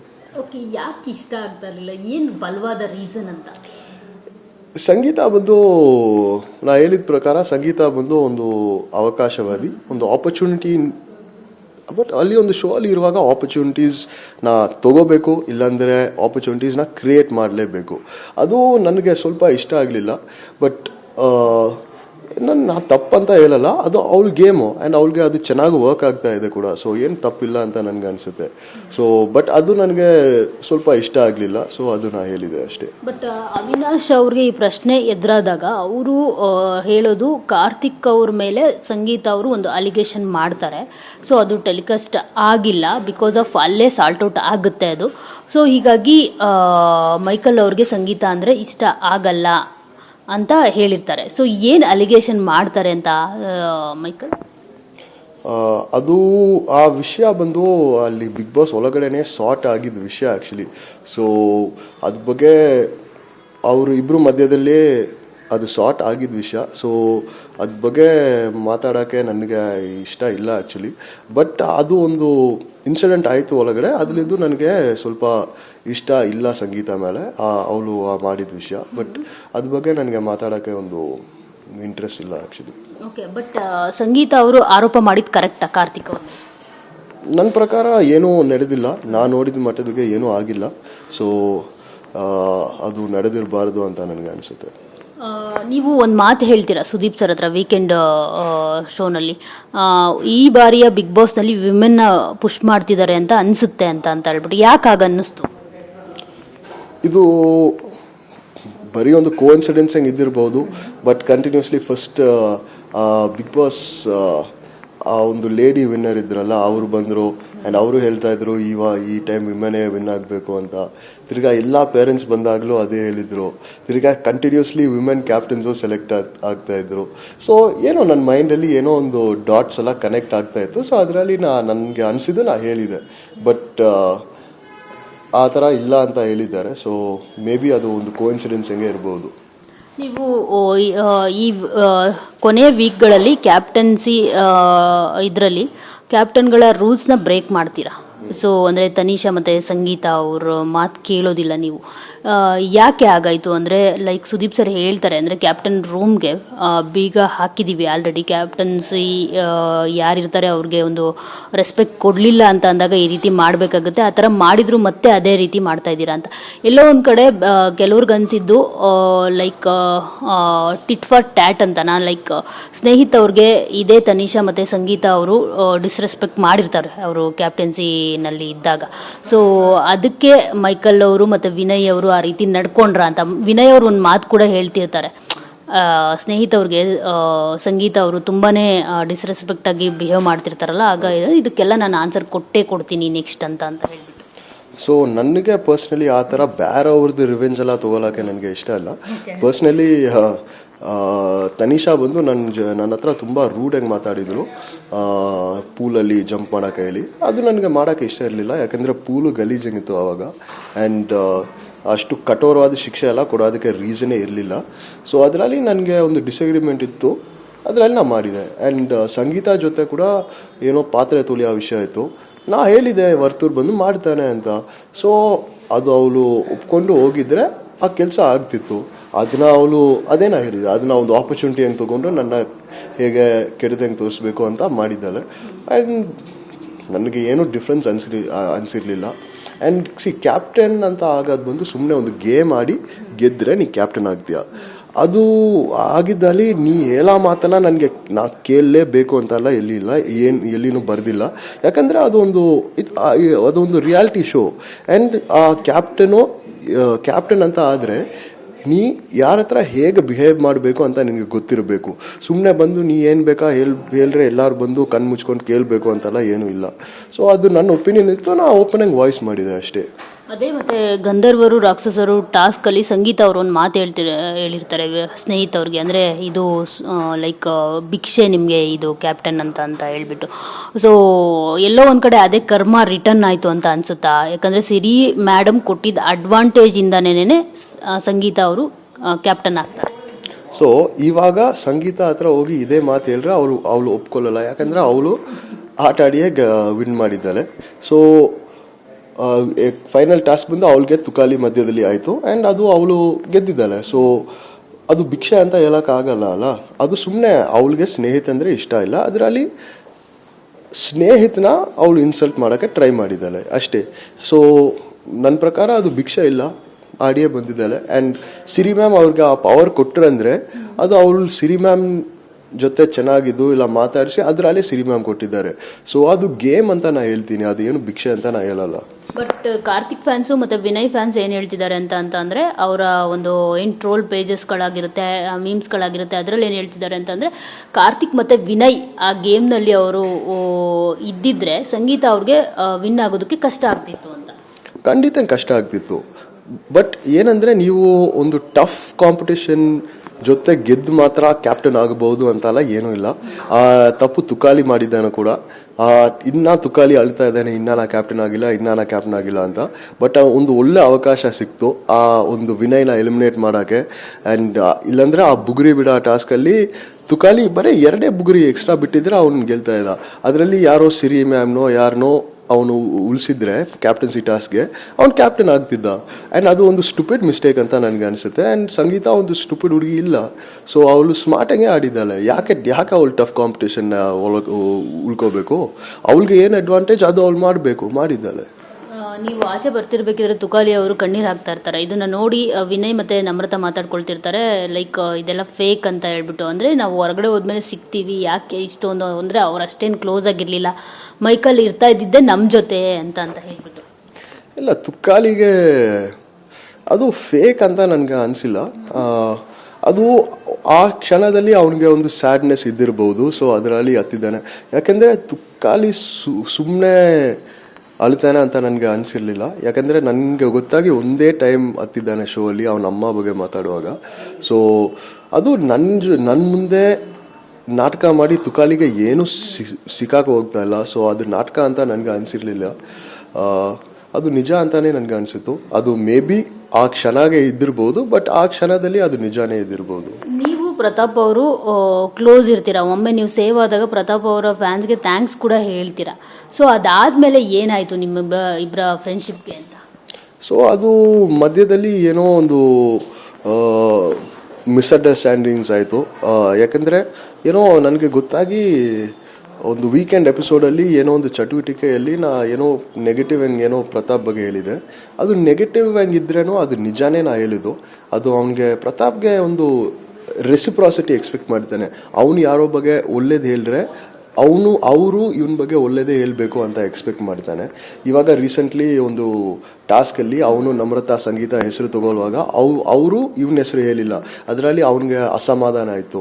ಸೊ ಆ ಥರ ಏನೋ ಆದಾಗ ಅವನಿಗೆ ಒಂದು ಅಸಮಾಧಾನ ಬರುತ್ತೆ ಅವನ ಮನಸ್ಸಲ್ಲಿ. ಆ್ಯಂಡ್ ಅದು ಅವನು ತುಂಬ ಜಾಸ್ತಿ ಕ್ಯಾರಿ ಮಾಡ್ತಾನೆ ಕೂಡ ಆ ಅಸಮಾಧಾನನ. ಸೊ ಅದು ಆಗಿದೆ ಅಂತ ನನಗೆ ಅನಿಸುತ್ತೆ. ಸೊ ಆ ಚಿಕ್ಕ ಮಿಸ್ಅಂಡರ್ಸ್ಟ್ಯಾಂಡಿಂಗಲ್ಲಿ ನಮ್ಮದು ರಿಲೇಷನ್ಶಿಪ್ಪೇ ಸ್ವಲ್ಪ ಸ್ಪಾಯ್ಲ್ ಆಯಿತು ಅಂತ ನನಗೆ ಅನಿಸುತ್ತೆ. ಈಗ ವಿನಯ್ ಮತ್ತು ಪ್ರತಾಪ್ ಮಧ್ಯ ಫೈರಿಂಗ್ ಜೋರಾಗಿದೆ ಮನೆ ಒಳಗಡೆ. ಸೊ ಇವತ್ತು ಒಂದು ಟಾಸ್ಕ್ ಕೊಟ್ಟಿರ್ತಾರೆ, ಹಾರ್ಟ್ಗೆ ಚೂರಿ ಹಾಕಬೇಕು, ಅಂದರೆ ಫಿನಾಲೆಗೆ ಯಾರು ಯೋಗ್ಯರಲ್ಲ ಅನ್ನೋ ಒಂದು ಟಾಸ್ಕ್ ಅದು. ಸೊ ವಿನಯ್ ಅವರಿಗೆ ಪ್ರತಾಪ್ ಅವರು ಹಾಕ್ತಾರೆ, ಪ್ರತಾಪ್ ಅವ್ರಿಗೆ ವಿನಯ್ ಅವ್ರಿಗೆ ಹಾಕ್ತಾರೆ. ಸೊ ವಿನಯ್ ಅವರು ನಿಜವಾಗ್ಲೂ ಟಾಪ್ 5 ಇರೋದಕ್ಕೆ ಅರ್ಹರಲ್ವಾ ಅಂತ? ವಿನಯ್ ಖಂಡಿತ ಟಾಪ್ 5 ಇರೋದಕ್ಕೆ ಅರ್ಹರೇ. ಬಟ್ ಪ್ರತಾಪ್ ಕೂಡ ಇಲ್ಲ ಇರೋವರು ಒಬ್ಬೊಬ್ಬರು ಕೆಲವು ಟೈಮ್ಸಲ್ಲಿ ನಿಜವಾದ ಒಪಿನಿಯನ್ ಹೇಳೋದಿಲ್ಲ. ಅವ್ರಿಗೆ ಇಷ್ಟ ಇಲ್ಲದವ್ರಿಗೆ ಎಲ್ಲ ನೆಗೆಟಿವ್ ಇದು ಕೊಡ್ತಾರೆ. ಏನೇ ಒಂದು ನೆಗೆಟಿವ್ ಪದ ಬಂದರೆ ಅದು ಅವ್ರಿಗೆ ಇಷ್ಟ ಇಲ್ಲದೆ ಅವ್ರಿಗೆ ಕೊಡ್ತಾರೆ. ಸೊ ಅದರಲ್ಲಿ ಅವ್ನು ವಿನಯ್ಗೆ ಕೊಟ್ಟಿದ್ದಾನೆ ಅಂತ ನನಗೆ ಅನಿಸುತ್ತೆ. ಮೈಕಲ್ ಈಗ ಇದ್ದಿದ್ರೆ ಯಾರಿಗೆ ಹಾರ್ಟ್ಗೆ ಚೂರಿ ಆಗ್ತಾ ಇದೆ? ನಾ ಒಳಗಡೆ ಇದ್ದರೆ ನಾ ತನಿಷಾಗೆ ಆಗ್ತಾಯಿದ್ದೆ. ಯಾಕೆ? ನನ್ನ ಪ್ರಕಾರ ತನಿಷಾ ಫೈನಲ್ಸ್ಗೆ ಹೋಗಲ್ಲ ಅಂತ ನನಗೆ ಅನಿಸುತ್ತೆ. ಒಳಗಡೆ ಇರುವಾಗನೂ ಸರಿ, ಇವಾಗ ಹೊರಗಡೆ ಬಂದಾಗನೂ ಸರಿ, ಅವಳು ಅಷ್ಟು ಸ್ಟ್ರಾಂಗ್ ಬೇರೆಯವ್ರ ಜೊತೆ ಕಂಪೇರ್ ಮಾಡಿ ಅಷ್ಟು ಸ್ಟ್ರಾಂಗ್ ಕಂಟೆಸ್ಟೆಂಟ್ ಅಂತ ಅನಿಸ್ಲಿಲ್ಲ. ಇಷ್ಟು ಮಟ್ಟಕ್ಕೆ ಬಂದಿದ್ದಾಳೆ ಅಂದರೆ ಸ್ಟ್ರಾಂಗ್ ಕಂಟೆಸ್ಟೆಂಟೇ. ಬಟ್ ಇವಾಗ ಎಲ್ಲ ಸ್ಟ್ರಾಂಗ್ ಇದ್ದಾಗ ಇವಾಗ ಇನ್ನೂ ಕಠೋರವಾದ ಕಾಂಪಿಟೇಷನ್ ಇರುತ್ತೆ. ಸೊ ಅದರಲ್ಲಿ ಇದರಲ್ಲಿ ಸ್ವಲ್ಪ ಹಿಂದೆ ಉಳಿದಿದ್ದಾಳೆ ಅಂತ ನನಗೆ ಅನಿಸುತ್ತೆ. ಮೊದಲು ಮೈಕಲ್ ಅವರು ಎಲ್ಲದಕ್ಕೂ ಸಂಗೀತ ಇಷ್ಟ ಅಂದರೆ ಹೆಸರು ತಗೊಳ್ತಾ ಇದ್ರು. ಈಗ ತನಿಷಾ ಬಗ್ಗೆ ಸೊ ಯಾಕೆ, ಏನು ಚೇಂಜಸ್ ಆಯಿತು, ಏನು ಬದಲಾವಣೆ ಆಯಿತು ಅಂತ? ಇಲ್ಲ, ಆ ಥರ ಇಲ್ಲ. ಯಾಕೆಂದರೆ ನಾ ಇಲ್ಲಿ ಒಂದು ಚಟುವಟಿಕೆ ಆಯಿತು ಟಾಪ್ 3 ಯಾರು ಇರ್ತಾರೆ ಅಂತ. ಅದರಲ್ಲಿ ನಾ ಸೆಕೆಂಡ್ ಪ್ಲೇಸ್ ನಾ ಸಂಗೀತಾಗೇ ಕೊಟ್ಟಿದ್ದೀನಿ. ಯಾಕೆಂದರೆ ಅವಳು ತುಂಬ ಚೆನ್ನಾಗಿ ಆಡ್ತಾಳೆ ಅಂತ ನನಗೆ ಗೊತ್ತಿದೆ, ಆವಾಗಲೂ ಗೊತ್ತಿತ್ತು. ಯಾಕೆಂದರೆ ಅವಳು ಒಂದು ರಿಯಾಲಿಟಿ ಶೋ ಕಂಟೆಸ್ಟೆಂಟ್ಗೆ ಇರುಕೂಡಿಯ ಕ್ಯಾರೆಕ್ಟರಿಸ್ಟಿಕ್ಸ್ ಅವಳ ಹತ್ರ ಇದೆ. ಆ್ಯಂಡ್ ರಿಯಾಲಿಟಿ ಶೋಲಿ ಮುಂದೆ ಹೋಗ್ಬೇಕಾ ಕ್ಯಾರೆಕ್ಟರಿಸ್ಟಿಕ್ಸ್ ಇದೆ. ಆ್ಯಂಡ್ ಮುಂದೆ ಹೋಗೋದಕ್ಕೆ ಬರೀ ಪಾಸಿಟಿವ್ ಕ್ಯಾರೆಕ್ಟರಿಸ್ಟಿಕ್ಸ್ ಮಾತ್ರ ಇರಬೇಕು ಅಂತ ಇಲ್ಲ, ನೆಗೆಟಿವ್ ಕ್ಯಾರೆಕ್ಟರಿಸ್ಟಿಕ್ಸ್ ಇರಲೇಬೇಕು, ಆವಾಗಲೇ ಮುಂದೆ ಹೋಗ್ಬೋದು. ಆ್ಯಂಡ್ ಅದು ಅವಳ ಹತ್ರ ಇದೆ. ಸೊ ಅದನ್ನ ಹೇಳ್ತೀನಿ. ತನಿಷಾ ಅವರು ಕಾರ್ತಿಕ್ ಮತ್ತು ಸಂಗೀತ ನಡುವೆ ಒಂದು ಬೆಂಕಿ ಅನ್ನೋದು ಹಚ್ಚುತ್ತಿದ್ದಾರ? ನನಗೆ ಆ ಥರ ಎಲ್ಲ ಏನೂ ಅನಿಸ್ಲಿಲ್ಲ. ಸಂಗೀತಾನು ಕಾರ್ತಿಕ್ ಸ್ಟಾರ್ಟಿಂಗ್ಲಿದ್ದೇ ಫ್ರೆಂಡ್ಸ್ ಹೆಂಗಿದ್ದಾರೆ. ಆ್ಯಂಡ್ ತನಿಷಾನು ಕಾರ್ತಿಕ್ ಸ್ಟಾರ್ಟಿಂಗ್ಲಿದ್ದೇ ಫ್ರೆಂಡ್ಸ್ ಹೆಂಗಿದ್ದಾರೆ. ಸಂಗೀತಾನು ಫ್ರೆಂಡ್ಸ್ ಹೆಂಗಿದ್ರು. ಬಟ್ ಸಂಗೀತ ಅಲ್ಲಿ ಇರೋ ಕೆಲವು ಕ್ಯಾರೆಕ್ಟರಿಸ್ಟಿಕ್ಸ್ ಕಾರ್ತಿಕ್ಗೆ ಇಷ್ಟ ಆಗಿಲ್ಲ. ಅದರಲ್ಲಿ ಕಾರ್ತಿಕೇ ಸ್ಪ್ಲಿಟ್ ಆಗಿದ್ದಾರೆ. ಸೊ ಅದು ನಾರ್ಮಲ್ ಹೆಂಗಾಯಿತು. ಅದಕ್ಕೇನು ತನಿಷಾಗೆ ಏನೋ ಡಿಫ್ರೆನ್ಸ್, ಏನೋ ರೋಲ್ ಇಲ್ಲ ಅಂತ ನನಗೆ ಅನಿಸುತ್ತೆ. ಬಟ್ ನಾ ಅವ್ರ ಜೊತೆ ಜಾಸ್ತಿ ಟೈಮ್ ಸ್ಪೆಂಡ್ ಮಾಡಿರಲಿಲ್ಲ, ಸೊ ಗೊತ್ತಿಲ್ಲ. ತನಿಷಾ ಅವರು ಎಲ್ಲೋ ಒಂದು ಕಡೆ ಕಾರ್ತಿಕ್ ಅವ್ರನ್ನ ಪುಷ್ ಮಾಡ್ತಿದ್ದಾರೆ. ಬಿಕಾಸ್ ವರ್ತೂರ್ ಅವರು ಹೇಳ್ತಿರ್ತಾರೆ ರಾತ್ರಿ, ಲೈಕ್ ನೀವು ನಿನ್ನ ಆಟನ ನೀನು ಆಡು, ನೀನು ಎಲ್ಲೋ ಕಾರ್ತಿಕ್ನ ಮುಂದೆ ತಳ್ತಿರೋ ಥರ ಅನ್ನಿಸ್ತಿದೆ ಅಂತ ಹೇಳಿಬಿಟ್ಟು. ಇಲ್ಲ, ತುಂಬ ಜಾಗದಲ್ಲಿ ನಾನು ನೋಟಿಸ್ ಮಾಡಿದ್ದೀನಿ. ತನಿಷಾಗೆ ಯಾರನ್ನ ಸೇವ್ ಮಾಡೋಕ್ಕೆ ಇಲ್ಲ ಒಳ್ಳೇದು ಮಾತಾಡೋಕ್ಕೆ ಏನೋ ಒಂದು ಚಟುವಟಿಕೆಯೋ ಏನೋ ಇದ್ದರೆ ಅವ್ರು ಯಾವಾಗಲೂ ಕಾರ್ತಿಕ್ ಹೆಸರೇ ತಗೋತಾರೆ. ಬಿಕಾಸ್ ಅದಕ್ಕೆ ಮೇನ್ ರೀಸನ್ ಏನಂದರೆ ಕಾರ್ತಿಕ್ ಬಿಟ್ಟು ಬೇರೆ ಯಾರು ಇಲ್ಲ ಕೂಡ. ಸೊ ಅದರಲ್ಲಿ ತಗೋತಾ ಇದ್ದಾರೆ. ನಿಮಗೆ ಬಿಗ್ ಬಾಸ್ ಮನೆಯಲ್ಲಿ ಸಾಕಷ್ಟು ಕಾರ್ಡ್ಗಳನ್ನ ಪ್ಲೇ ಮಾಡ್ತಿದ್ದಾರೆ. ಅದರ ಅನುಸಾರವಾಗಿಯೇ ಬಿಗ್ ಬಾಸ್ ಅವರು ಒಂದು ಅದೇ ಕಾರ್ಡ್ ಟಾಸ್ಕ್ ಕೊಡ್ತಾರೆ, ಯಾರ್ಯಾರಿಗೆ ಯಾವ್ಯಾವ ಟಾಸ್ಕ್ ಕೊಡ್ತೀರಾ ಅಂತ ಅಂದಾಗ. ಸೊ ಡಬಲ್ ಸ್ಟ್ಯಾಂಡರ್ಡ್ ಅಂತ ಅಂದಾಗ ಮೈಕಲ್ ಅವರು ಯಾರಿಗೆ ಕೊಡ್ತಾರೆ ಬಿಗ್ ಬಾಸ್? ಡಬಲ್ ಸ್ಟ್ಯಾಂಡರ್ಡ್ ಅಂತ ಬಂದಾಗ ಆ್ಯಕ್ಚುಲಿ ಇವಾಗಲೇ ಒಂದು ಇದು ಕೊಟ್ಟೆ, ಬಟ್ ಯಾರ್ಯಾರಿಗೆ ಕೊಟ್ಟಿದ್ದೀನಿ ಅಂತ ನನಗೆ ಮರೆತೇ ಹೋಯಿತು. ಡಬಲ್ ಸ್ಟ್ಯಾಂಡರ್ಡ್ ಅಂತ ಬಂದರೆ ನಾ ಮೇ ಬಿ ತುಕಾಲಿಗೆ ಕೊಡ್ತಿದ್ದೆ ಪಾಸಿಬ್ಲಿ. ಯಾಕೆಂದರೆ ತುಕಾಲಿ ಒಬ್ಬೊಬ್ಬರ ಜೊತೆ ಒಂದೊಂದು ಟೈಪಲ್ಲಿ ಇರ್ತಾನೆ. ಆ್ಯಂಡ್ ವರ್ತೂರ್ ಜೊತೆ ಏನೇ ವರ್ತೂರ್ ಮಾಡದೇ ಇದ್ರೇನೋ ಚೆನ್ನಾಗಿ ಮಾತಾಡ್ತಾರೆ, ಒಳ್ಳೇದು ಹೇಳ್ತಾರೆ. ಆ್ಯಂಡ್ ಬೇರೆಯವರು ಏನೋ ಒಂದು ಸ್ಮಾಲ್ ನೆಗೆಟಿವ್ ಮಾಡಿದ್ರೇ ಕಲ್ಪೆ ಕೊಡ್ತಾರೆ ನನಗೆ ಕೊಟ್ಟಿದ್ದ ಟೈಪಲ್ಲಿ. ಯಾಕೆಂದರೆ ನಾ ವಾರ ಟಾಸ್ಕೆಲ್ಲ ಚೆನ್ನಾಗೇ ಮಾಡಿದೆ. ವರ್ತೂರ್ ಅವರು ನಾ ಟಾಸ್ಕೇ ಮಾಡಲ್ಲ ಅಂತ ಹೇಳಿದರು, ಬಟ್ ಕಲ್ಪೆ ನನಗೆ ಕೊಟ್ಟರು. ಸೊ ಅದು ಒಂದು ಡಬಲ್ ಸ್ಟ್ಯಾಂಡರ್ಡ್ ಅಂತ ನನಗೆ ಅನಿಸುತ್ತೆ. ಸಿಂಪತಿ ಕಾರ್ಡ್ ನಾ ಪ್ರತಾಪ್ಗೆ ಕೊಡ್ತೀನಿ. ಯಾಕಂದರೆ ಸ್ಟಾರ್ಟಿಂಗ್ಲಿದ್ದು ಅದನ್ನು ನಾನು ಶೋ ಅಲ್ಲಿನೂ ತುಂಬ ಟೈಮ್ ನಾ ಓಪನಿಂಗ್ ಹೇಳಿದ್ದೀನಿ ಕೂಡ, ನನ್ನ ಅನಿಸಿಕೆ ಬಂದು ನೀ ಸಿಂಪತಿ ಕಾರ್ಡ್ ಪ್ಲೇ ಮಾಡ್ತಾ ಇದೆಯಾ ಅಂತ. ಸೊ ಪ್ರತಾಪ್ಗೆ ಕೊಡ್ತಿದ್ದೆ. ಎಮೋಷ್ನಲ್ ಕಾರ್ಡ್ ನಾ ಸಂಗೀತಾಗೆ ಕೊಡ್ತಿದ್ದೆ. ಯಾಕಂದರೆ ಸಂಗೀತ ಒಂದು ಮೂಡಿ ಹೆಂಗಿರ್ತಾಳೆ ಆ್ಯಂಡ್ ಸಮ್ಟೈಮ್ಸ್ ಖುಷಿ ಹೆಂಗಿರ್ತಾಳೆ, ಬಟ್ ತುಂಬ ಜಾಸ್ತಿ ಇಮೋಷನ್ಸ್ನ ತೋರಿಸ್ತಾಳೆ. ಸೊ ಅದರಲ್ಲಿ ಅವಳಿಗೆ ಕೊಡ್ತಿದ್ದೆ. ವಿಮೆನ್ ಕಾರ್ಡ್ ಸಂಗೀತಾನೇ ಪ್ಲೇ ಮಾಡೋದು ತುಂಬ ಜಾಸ್ತಿ, ಅವಳೇ ಹೇಳೋದು. ಒಂದು ಜಾಗದಲ್ಲಿ ನನಗೆ ನೆನಪಿದ್ದು ಅವಳು ಒಂದು ಡೈಲಾಗ್ ಹೇಳಿದರು, this is why women don't win ಅಂತ ಹೇಳಿದರು. ಅದರಲ್ಲಿ ವಿಮೆನ್ಗೇನೋ ಇದು ಡೈಲಾಗ್ಗೆ ಸಂಬಂಧನೇ ಇಲ್ಲ. ಯಾಕಂದರೆ ಎಲ್ಲರಿಗೆ ಈಕ್ವಲ್ ಟ್ರೀಟ್ಮೆಂಟೇ ಸಿಗ್ತಾ ಇದೆ. ಬಾಯ್ಸ್ಗೆ ಯಾರು ಬಂದು ಏನು ಸ್ಪೆಷಲ್ ಅಡ್ವಾಂಟೇಜ್ ಏನೂ ಕೊಟ್ಟಿರಲಿಲ್ಲ. ಸೊ ಅದು ಹೇಳಿದ ತಪ್ಪಂತ ನನಗನ್ಸುತ್ತೆ. ಅದೇ ಅವರು ವಿಮೆನ್ ಅದಕ್ಕೆ ವಿನ್ ಆಗ್ತಿಲ್ಲ ಅಂತ ತನಿಷಾ ಅವರು ಅವ್ರನ್ನ ಆಯ್ಕೆ ಮಾಡ್ದಿದ್ದಾಗ ಹೇಳ್ತಾರೆ. ಅದೇ ನೆಕ್ಸ್ಟ್ ಟಾಸ್ಕಲ್ಲಿ ತನಿಷಾ ಅವ್ರನ್ನ ಆಯ್ಕೆ ಮಾಡಲ್ಲ ಅವರು. ಸೊ ಅವ್ರು ಮಾಡಿದಾಗ ಸರಿ, ಬೇರೆಯವ್ರು ಮಾಡಿದಾಗ ತಪ್ಪು ಅನ್ನೋ ಒಂದು ಇದನ್ನ ಸಂಗೀತ ಅವರು ತೋರಿಸ್ತಾರೆ ಅಲ್ಲಿ. ಜೊತೆಗೆ ಅದು ಒಪಿನಿಯನ್ಸ್ನ ಕ್ರಿಯೇಟ್ ಮಾಡ್ತಾರೆ ಅಂತ ಅನ್ಸುತ್ತೆ ತುಂಬ. ಹೌದು, ಇರಬಹುದು. ಬಟ್ ಸಂಗೀತ ಬಂದು ಅವಳಿಗೆ ಏನು ಬೇಕೋ ಅದು ಮಾತ್ರ ಮಾಡ್ತಾಳೆ. ಆ್ಯಂಡ್ ಶೋ ಅಲ್ಲಿ ಮುಂದೆ ಹೋಗ್ಬೇಕಂದ್ರೆ ಮಾಡಲೇಬೇಕಲ್ಲ ಆ ಥರ. So okay. ಅಮಾಯಕ ಅಂತ ಅಂದ್ರೆ ಯಾರು ಬಿಗ್ ಬಾಸ್ ಮನೆ ಅಮಾಯಕ? ಅಮಾಯಕ ಅಂದರೆ ಯಾರೂ ಅಮಾಯಕ ಇಲ್ಲ ಅಲ್ಲಿ. ಬಟ್ ಜಾಸ್ತಿ ಅಂತ ನೋಡ್ರೆ ನನಗೆ ವರ್ತೂರಲ್ಲಿ ಸ್ವಲ್ಪ ಇನ್ನಸೆನ್ಸ್ ಕಾಣಿಸ್ತಾ ಇದೆ. ಸೊ ನಾ ವರ್ತೂರ್ ಅಂತ ಹೇಳ್ತೀನಿ. ಬಿಕಾಸ್ ಎಲ್ಲರೂ ಅಮಾಯಕ ಅಂತ ಅಂದಾಗ ಅಂದ್ರೆ ಆ ಒಂದು ಕಾರ್ಡ್ನ ಪ್ಲೇ ಮಾಡೋದು ಪ್ರತಾಪ್ ಅವರು ಅಂತ ಎಲ್ಲರೂ ಅವ್ರಿಗೆ ಹೋಗಿದೆ ಆ ಕಾರ್ಡು. ಸೊ ಲೈಕ್ ನೀವು ಅದಕ್ಕೆ ಅಪೋಸಿಟ್ ಹೇಳ್ತಿದ್ದೀರಾ ಅಂತ? ಇಲ್ಲ, ಅಮಾಯಕ ಅಂತ ತೋರ್ಸೋಕೆ ಟ್ರೈ ಮಾಡೋದು ಪ್ರತಾಪು. ಬಟ್ ಅದು ಅವನ ಅಮಾಯಕ ಇಲ್ಲ ಅಂತ ಎಲ್ಲರಿಗೂ ಗೊತ್ತು ಕೂಡ. ಅವ್ನು ತುಂಬ ಸ್ಮಾರ್ಟಾಗಿ ಆಡ್ತಾ ಇದ್ದಾನೆ ಅಂತ ಎಲ್ಲರಿಗೂ ಗೊತ್ತು ಕೂಡ. ಅಮಾಯಕ ಅಂದರೆ ಮನಸ್ಸಲ್ಲಿದ್ದು ಸ್ವಲ್ಪ ಅಮಾಯಕ ಅಂತ ಇದ್ದರೆ ನಾ ವರ್ತೂರ್ ಅಂತ ಹೇಳ್ತೀನಿ. ಯಾಕಂದರೆ ಅವರಲ್ಲಿ ಒಂದು ಇನ್ನೋಸೆನ್ಸ್ ನನಗೆ ಕಾಣಿಸ್ತಾ ಇದೆ. ಪ್ರತಾಪ್ ಅವರು ಈ ಆಸ್ಪತ್ರೆಗೆ ಹೋದ್ಮೇಲೆ 2.0 ಥರ ಆಡ್ತಿದ್ದಾರೆ ಅಂತ ಹೇಳ್ತಿದ್ದಾರೆ ಎಲ್ಲರೂ ಕೂಡ. ಸೊ ಈಗ ಅವರು ಆಡ್ತಿರೋ ಆಟದ ಪ್ರಕಾರ ನೋಡಿಕೊಂಡ್ರೆ ದೀದಿನ ಮಾಡ್ತಾರ ಬೂದಿ ಅಂತ ಇರ್ಬೋದು. ಪ್ರತಾಪ್ ಬಂದು ಯಾವಾಗಲೂ ಒಂದು ಅವನ ಡಿಸಿಷನ್ಸ್ನ ತೊಗೊಂಡಿದ್ದಾನೆ ಆ್ಯಂಡ್ ಆಟ ಆಡಿದ್ದಾನೆ ಕೂಡ. ಆ್ಯಂಡ್ ನಾ ಒಳಗಡೆ ಇರುವಾಗ ನಾ ಇದೆಲ್ಲ ವರ್ಕ್ ಆಗಲ್ಲ ಅಂತ ನಾ ಯೋಚನೆ ಮಾಡಿದೆ. ಯಾಕೆಂದರೆ ಜನಗಳು ನೋಡೋ ಅವ್ರಿಗೆ ಅವನು ಮೇ ಬಿ ನಾಟಕ ಆಡ್ತಾನೆ ಅಂತ ಗೊತ್ತಾಗಿರ್ಬೋದು ಅಂತ ಯೋಚನೆ ಮಾಡಿದೆ. ಬಟ್ ಅದು ಕ್ರಿಟಿಕಲಾಗಿ ನೋಡೋ ಅವ್ರಿಗೆ ಗೊತ್ತಾಗುತ್ತೆ. ಒಂದು ಮುಗ್ಧ ಮನಸ್ಸಲ್ಲಿದ್ದು ನೋಡೋ ಅವ್ರಿಗೆ ಅವನ ಪಾಪ ಅಂತಲೇ ಅನಿಸುತ್ತೆ. ಆ್ಯಂಡ್ ಎಲ್ಲರೂ ಅವನ್ನ ಟಾರ್ಗೆಟ್ ಮಾಡ್ತಾರೆ ಅಂತಲೇ ಅನಿಸುತ್ತೆ. ಆ್ಯಂಡ್ ಅದು ಅವನು ಇದನ್ನ ಚೆನ್ನಾಗಿ ಯೂಸು ಮಾಡ್ತಾ ಇದ್ದಾನೆ. ಆ್ಯಂಡ್ ಗೇಮಲ್ಲಿ ಮುಂದೆ ಹೋಗೋದಕ್ಕೆ ಒಂದೇ ದಾರಿ ಕರೆಕ್ಟ್ ಅಂತ ಏನೂ ಇಲ್ಲ. ಯಾಕೆಂದರೆ ಅವನು ಒಬ್ಬನೇ. ಆ್ಯಂಡ್ ನೀ ಹೇಗೆ ಗೆಲ್ತೀಯ ಅನ್ನೋದು ಅಷ್ಟು ಮುಖ್ಯ ಆಗಲ್ಲ, ಗೆಲ್ಲೋದೇ ಮುಖ್ಯ ಆಗುತ್ತೆ. ಸೊ ಅವನಿಗೆ ಏನು ಬರುತ್ತೋ ಅದು ಮಾಡ್ತಾ ಇದ್ದಾನೆ. ಫ್ರೆಂಡ್ಶಿಪ್ನ ಯೂಸ್ ಮಾಡಿಕೊಂಡು ಟಿಶ್ಯೂ ಥರ ಬಿಸಾಕ್ತಿರೋದು ಯಾರು ಮನೆಯಲ್ಲಿ? ಫ್ರೆಂಡ್ಶಿಪ್ನ ಯೂಸ್ ಮಾಡಿ ಟಿಶ್ಯೂ ಥರ ಬಿಸಾಕೋದು ಅಂದರೆ ತುಂಬ ಟೈಮ್ ಫ್ರೆಂಡ್ಶಿಪ್ನ ಚೇಂಜ್ ಮಾಡೋದು ನಾನು ನೋಡಿದ್ರಲ್ಲಿ ನಾ ಪ್ರತಾಪ್ ಮಾಡಿ ನಾನು ನೋಡಿದ್ದೀನಿ. ಕೆಲವರು ಜೊತೆ ಚೆನ್ನಾಗಿರ್ತಾನೆ ಸಮ್ಟೈಮ್ಸ್. ಆ್ಯಂಡ್ ದೆನ್ ಏನೋ ಒಂದು ಸ್ಮಾಲ್ ಇದು ಆದರೆ ಸೆಪ್ರೇಟ್ ಆಗ್ತಾನೆ. ಆ ನೊಂದವ್ರ ಗುಂಪಲ್ಲಿ ಜಾಯಿನ್ ಮಾಡಿದ, ಸ್ಪ್ಲಿಟ್ ಆದ. ಫಸ್ಟ್ ನಮ್ರತಾ ಜೊತೆ ತುಂಬ ಕ್ಲೋಸ್ ಇದ್ದ, ಅದು ಸ್ಪ್ಲಿಟ್ ಆಯಿತು. ಸೊ ಆ ಥರ ನಾನು ತುಂಬ ನೋಡಿದ್ದೀನಿ. ಸೊ ಮೇ ಬಿ ಅವನೇ ಇರ್ಬೋದು.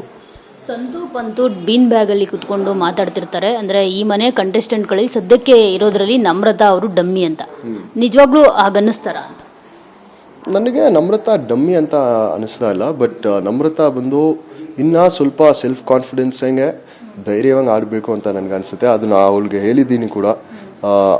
ಲಾಸ್ಟ್ ನಾ ಹೊರಗಡೆ ಬಂದಿದ್ದ ಎಪಿಸೋಡಲ್ಲಿ ಆ ತಲೆ ಮೇಲೆ ಒಂದು ಲೈಟ್ ಹಾಕೋ ಟಾಸ್ಕಲ್ಲಿ ನಾ ಅವಳಿಗೆ ಹೇಳಿದೆ ಕೂಡ, ನೀನು ಸ್ವಲ್ಪ ಸ್ಟ್ರಾಂಗ್ ಹೆಂಗಾದರೆ ಆಡಿದರೆ ನೀನು ಇನ್ನೂ ಸ್ವಲ್ಪ ಮುಂದೆ ಹೋಗ್ಬೋದು ಅಂತ. ಸೊ ಹೋಪ್ಫುಲಿ ಅವಳು ಅದು ಮಾಡ್ತಾಳೆ. ನಿಮ್ಮ ಪ್ರಕಾರ ಈ ಬಾರಿಯ ಬಿಗ್ ಬಾಸ್ ಟಾಪ್ 5 ಕಂಟೆಸ್ಟೆಂಟ್ ಅಂತ ಅಂದರೆ ಯಾರು? ನನ್ನ ಪ್ರಕಾರ ಟಾಪ್ 5 ವಿನಯ್, ಕಾರ್ತಿಕ್, ಪ್ರತಾಪ್, ಸಂಗೀತ ಆ್ಯಂಡ್ ವರ್ತೂರ್ ಹಂಗಿರ್ಬೋದು. ವರ್ತೂರ್ ಇಲ್ಲ ಮೇ ಬಿ ತುಕಾಲಿ ಹಂಗಿರ್ಬೋದು ಕೂಡ. ವಿನ್ನರ್ ಯಾರಾಗ್ತಾರೆ ಮತ್ತು ನಿಮಗೆ ವಿನ್ ಯಾರಾಗಬೇಕು? ನನಗೆ ವಿನ್ ಬಂದು ವಿನಯ್ ಆಗಬೇಕು. ಬಟ್ ಇವಾಗ ಹೊರಗಡೆ ಬಂದು ಇವಾಗ ಇರೋ ಫಾಲೋವಿಂಗು ಅದೆಲ್ಲ ನೋಡುವಾಗ ಪ್ರತಾಪ್ ಇಲ್ಲ ಸಂಗೀತ ಅಲ್ಲಿ ಒಬ್ಬರಂಗಿರ್ಬೋದು ಅಂತ ನನಗೆ ಅನಿಸುತ್ತೆ. ಯಾಕಂದರೆ ಅವರು ಫ್ಯಾನ್ಸ್ ತುಂಬ ಜಾಸ್ತಿ ಇದ್ದಾರೆ ಅಂತ ನನಗೆ ಅನಿಸುತ್ತೆ. ಓಕೆ, ಬಟ್ ಎಲ್ಲರೂ ಹೇಳೋ ಪ್ರಕಾರ ಇದೆಲ್ಲವೂ ಕೂಡ ಒಂದು ರೀತಿ ಲೈಕ್ ಪೇಯ್ಡ್ ಫ್ಯಾನ್ಸ್ ಅಂತ ಕಮೆಂಟ್ಸ್ಗಳು ಆ್ಯಸ್ ಇಟ್ ಈಸ್ ಸೇಮ್ ಇರುತ್ತೆ. ಮತ್ತು ಒಂದು ಬಿಗ್ ಬಾಸ್ ಬಗ್ಗೆ ಒಂದು ಅಪ್ಡೇಟ್ ಹಾಕ್ತಿದ್ದಾಗೆ ಅಲ್ಲಿ ಪ್ರತಾಪ್ ಫ್ಯಾನ್ಸ್ಗಳು ಲೈಕ್ ಕ್ಯೂ ನಿಂತಿರೋರ ಥರ ಕಮೆಂಟ್ಸ್ಗಳನ್ನ ಹಾಕ್ತಾ ಇರ್ತಾರೆ. ಪ್ರತಾಪ್ ವಿನ್ನರ್ ಅಂತ ಹೇಳ್ಬಿಟ್ಟು. ಇಲ್ಲ, ಅವ್ರ ಫ್ಯಾನ್ಸ್ ಇದ್ದರೆ ಅವ್ರಿಗೆ ಇಷ್ಟ ಆಗಿದವರೇ ಗೆಲ್ಲಬೇಕು ಅಂತ ಅವ್ರ ಮನಸ್ಸಲ್ಲಿ ಇರುತ್ತೆ. ಸೊ ಅದರಲ್ಲಿ ಆಗ್ತಾ ಇದ್ದಾರೆ ಪೇಯ್ಡ್ ಫ್ಯಾನ್ಸ್ ಅಂದರೆ. ಯಾಕಂದರೆ ನೀವು ಎಷ್ಟು ಫ್ಯಾನ್ಸ್ನ ಪೇ ಮಾಡ್ಬೋದು. ಯಾಕಂದರೆ ಸುದೀಪ್ ಸರ್ ಹೇಳಿದ ಪ್ರಕಾರ 30 ಲಕ್ಷ, 50 ಲಕ್ಷ, 70 ಲಕ್ಷ ಓಟ್ಲ ಬರ್ತಾ ಇದೆ. ಅಷ್ಟು ಫ್ಯಾನ್ಸ್ ಎಲ್ಲ ಬೈ ಮಾಡೋಕೆ ಆಗೋದಿಲ್ಲ. ಸೊ ಪೇಯ್ಡ್ ಫ್ಯಾನ್ಸ್ ಅಂತ ಇರಲ್ಲ ಅಂತ ನನಗೆ ಅನಿಸುತ್ತೆ. ನೆಕ್ಸ್ಟ್ ಇನ್ನು ಯಾರ್ಯಾರು ಹೇಗೆ ಯಾರು ಯಾವ ರೀತಿ ಆಟ ಆಡಿದ್ರೆ ಇನ್ನೂ ಅವ್ರಿಗೆ ಗೆಲ್ಲೋ ಚಾನ್ಸ್ ಇದೆ ಅಂತ ಅಂದಾಗ ಮೈಕಲ್ ಅವರು ಏನು ಹೇಳ್ತಾರೆ ಅಂತ? ವಿನಯ್ ಇನ್ನು ಸ್ವಲ್ಪ ಬ್ಯಾಡ್ದಿರೋ ಜಗಳನ ಬಿಟ್ಟು ಗೇಮ್ ಮೇಲೆ ಫೋಕಸ್ ಮಾಡಿದರೆ ಇನ್ನು ಮುಂದೆ ಹೋಗ್ಬೋದು ಅಂತ ನನಗೆ ಅನಿಸುತ್ತೆ. ಸಂಗೀತಾಗೆ ಏನು ಚೇಂಜಸ್ ಅಂತ ನಾ ಹೇಳಲ್ಲ. ಅವಳು ಮಾಡೋದು ತುಂಬ ಚೆನ್ನಾಗಿ ಮಾಡ್ತಾ ಇದ್ದಾಳೆ. ಅದು ಮಾಡಿದ್ರೆ ಅವಳು ಮುಂದೆ ಹೋಗ್ಬೋದು. ಕಾರ್ತಿಕ್ ಸ್ವಲ್ಪ ಕೋಪ ಬಿಟ್ಟು ಸ್ವಲ್ಪ ಫೋಕಸ್ಡಾಗಿ ಗೇಮ್ ಆಡಿದ್ರೆ, ಅವನು ವ್ಯಕ್ತಿತ್ವ, ಅವನ ಪರ್ಫಾರ್ಮೆನ್ಸ್ ತೋರ್ಸೋಕೆ ಟ್ರೈ ಮಾಡಿದರೆ ಅವ್ನು ಮುಂದೆ ಹೋಗ್ಬೋದು. ತನಿಷಾ ಸ್ವಲ್ಪ ಅವಳಿಗೆ ಪಾಸಿಟಿವ್ ನೆಗೆಟಿವ್ ಎರಡೂ ಜಾಸ್ತಿ ಮಾತಾಡೋದೇ ಇದೆ. ಅವಳು ಸೌಂಡಾಗಿ ಮಾತಾಡೋದು.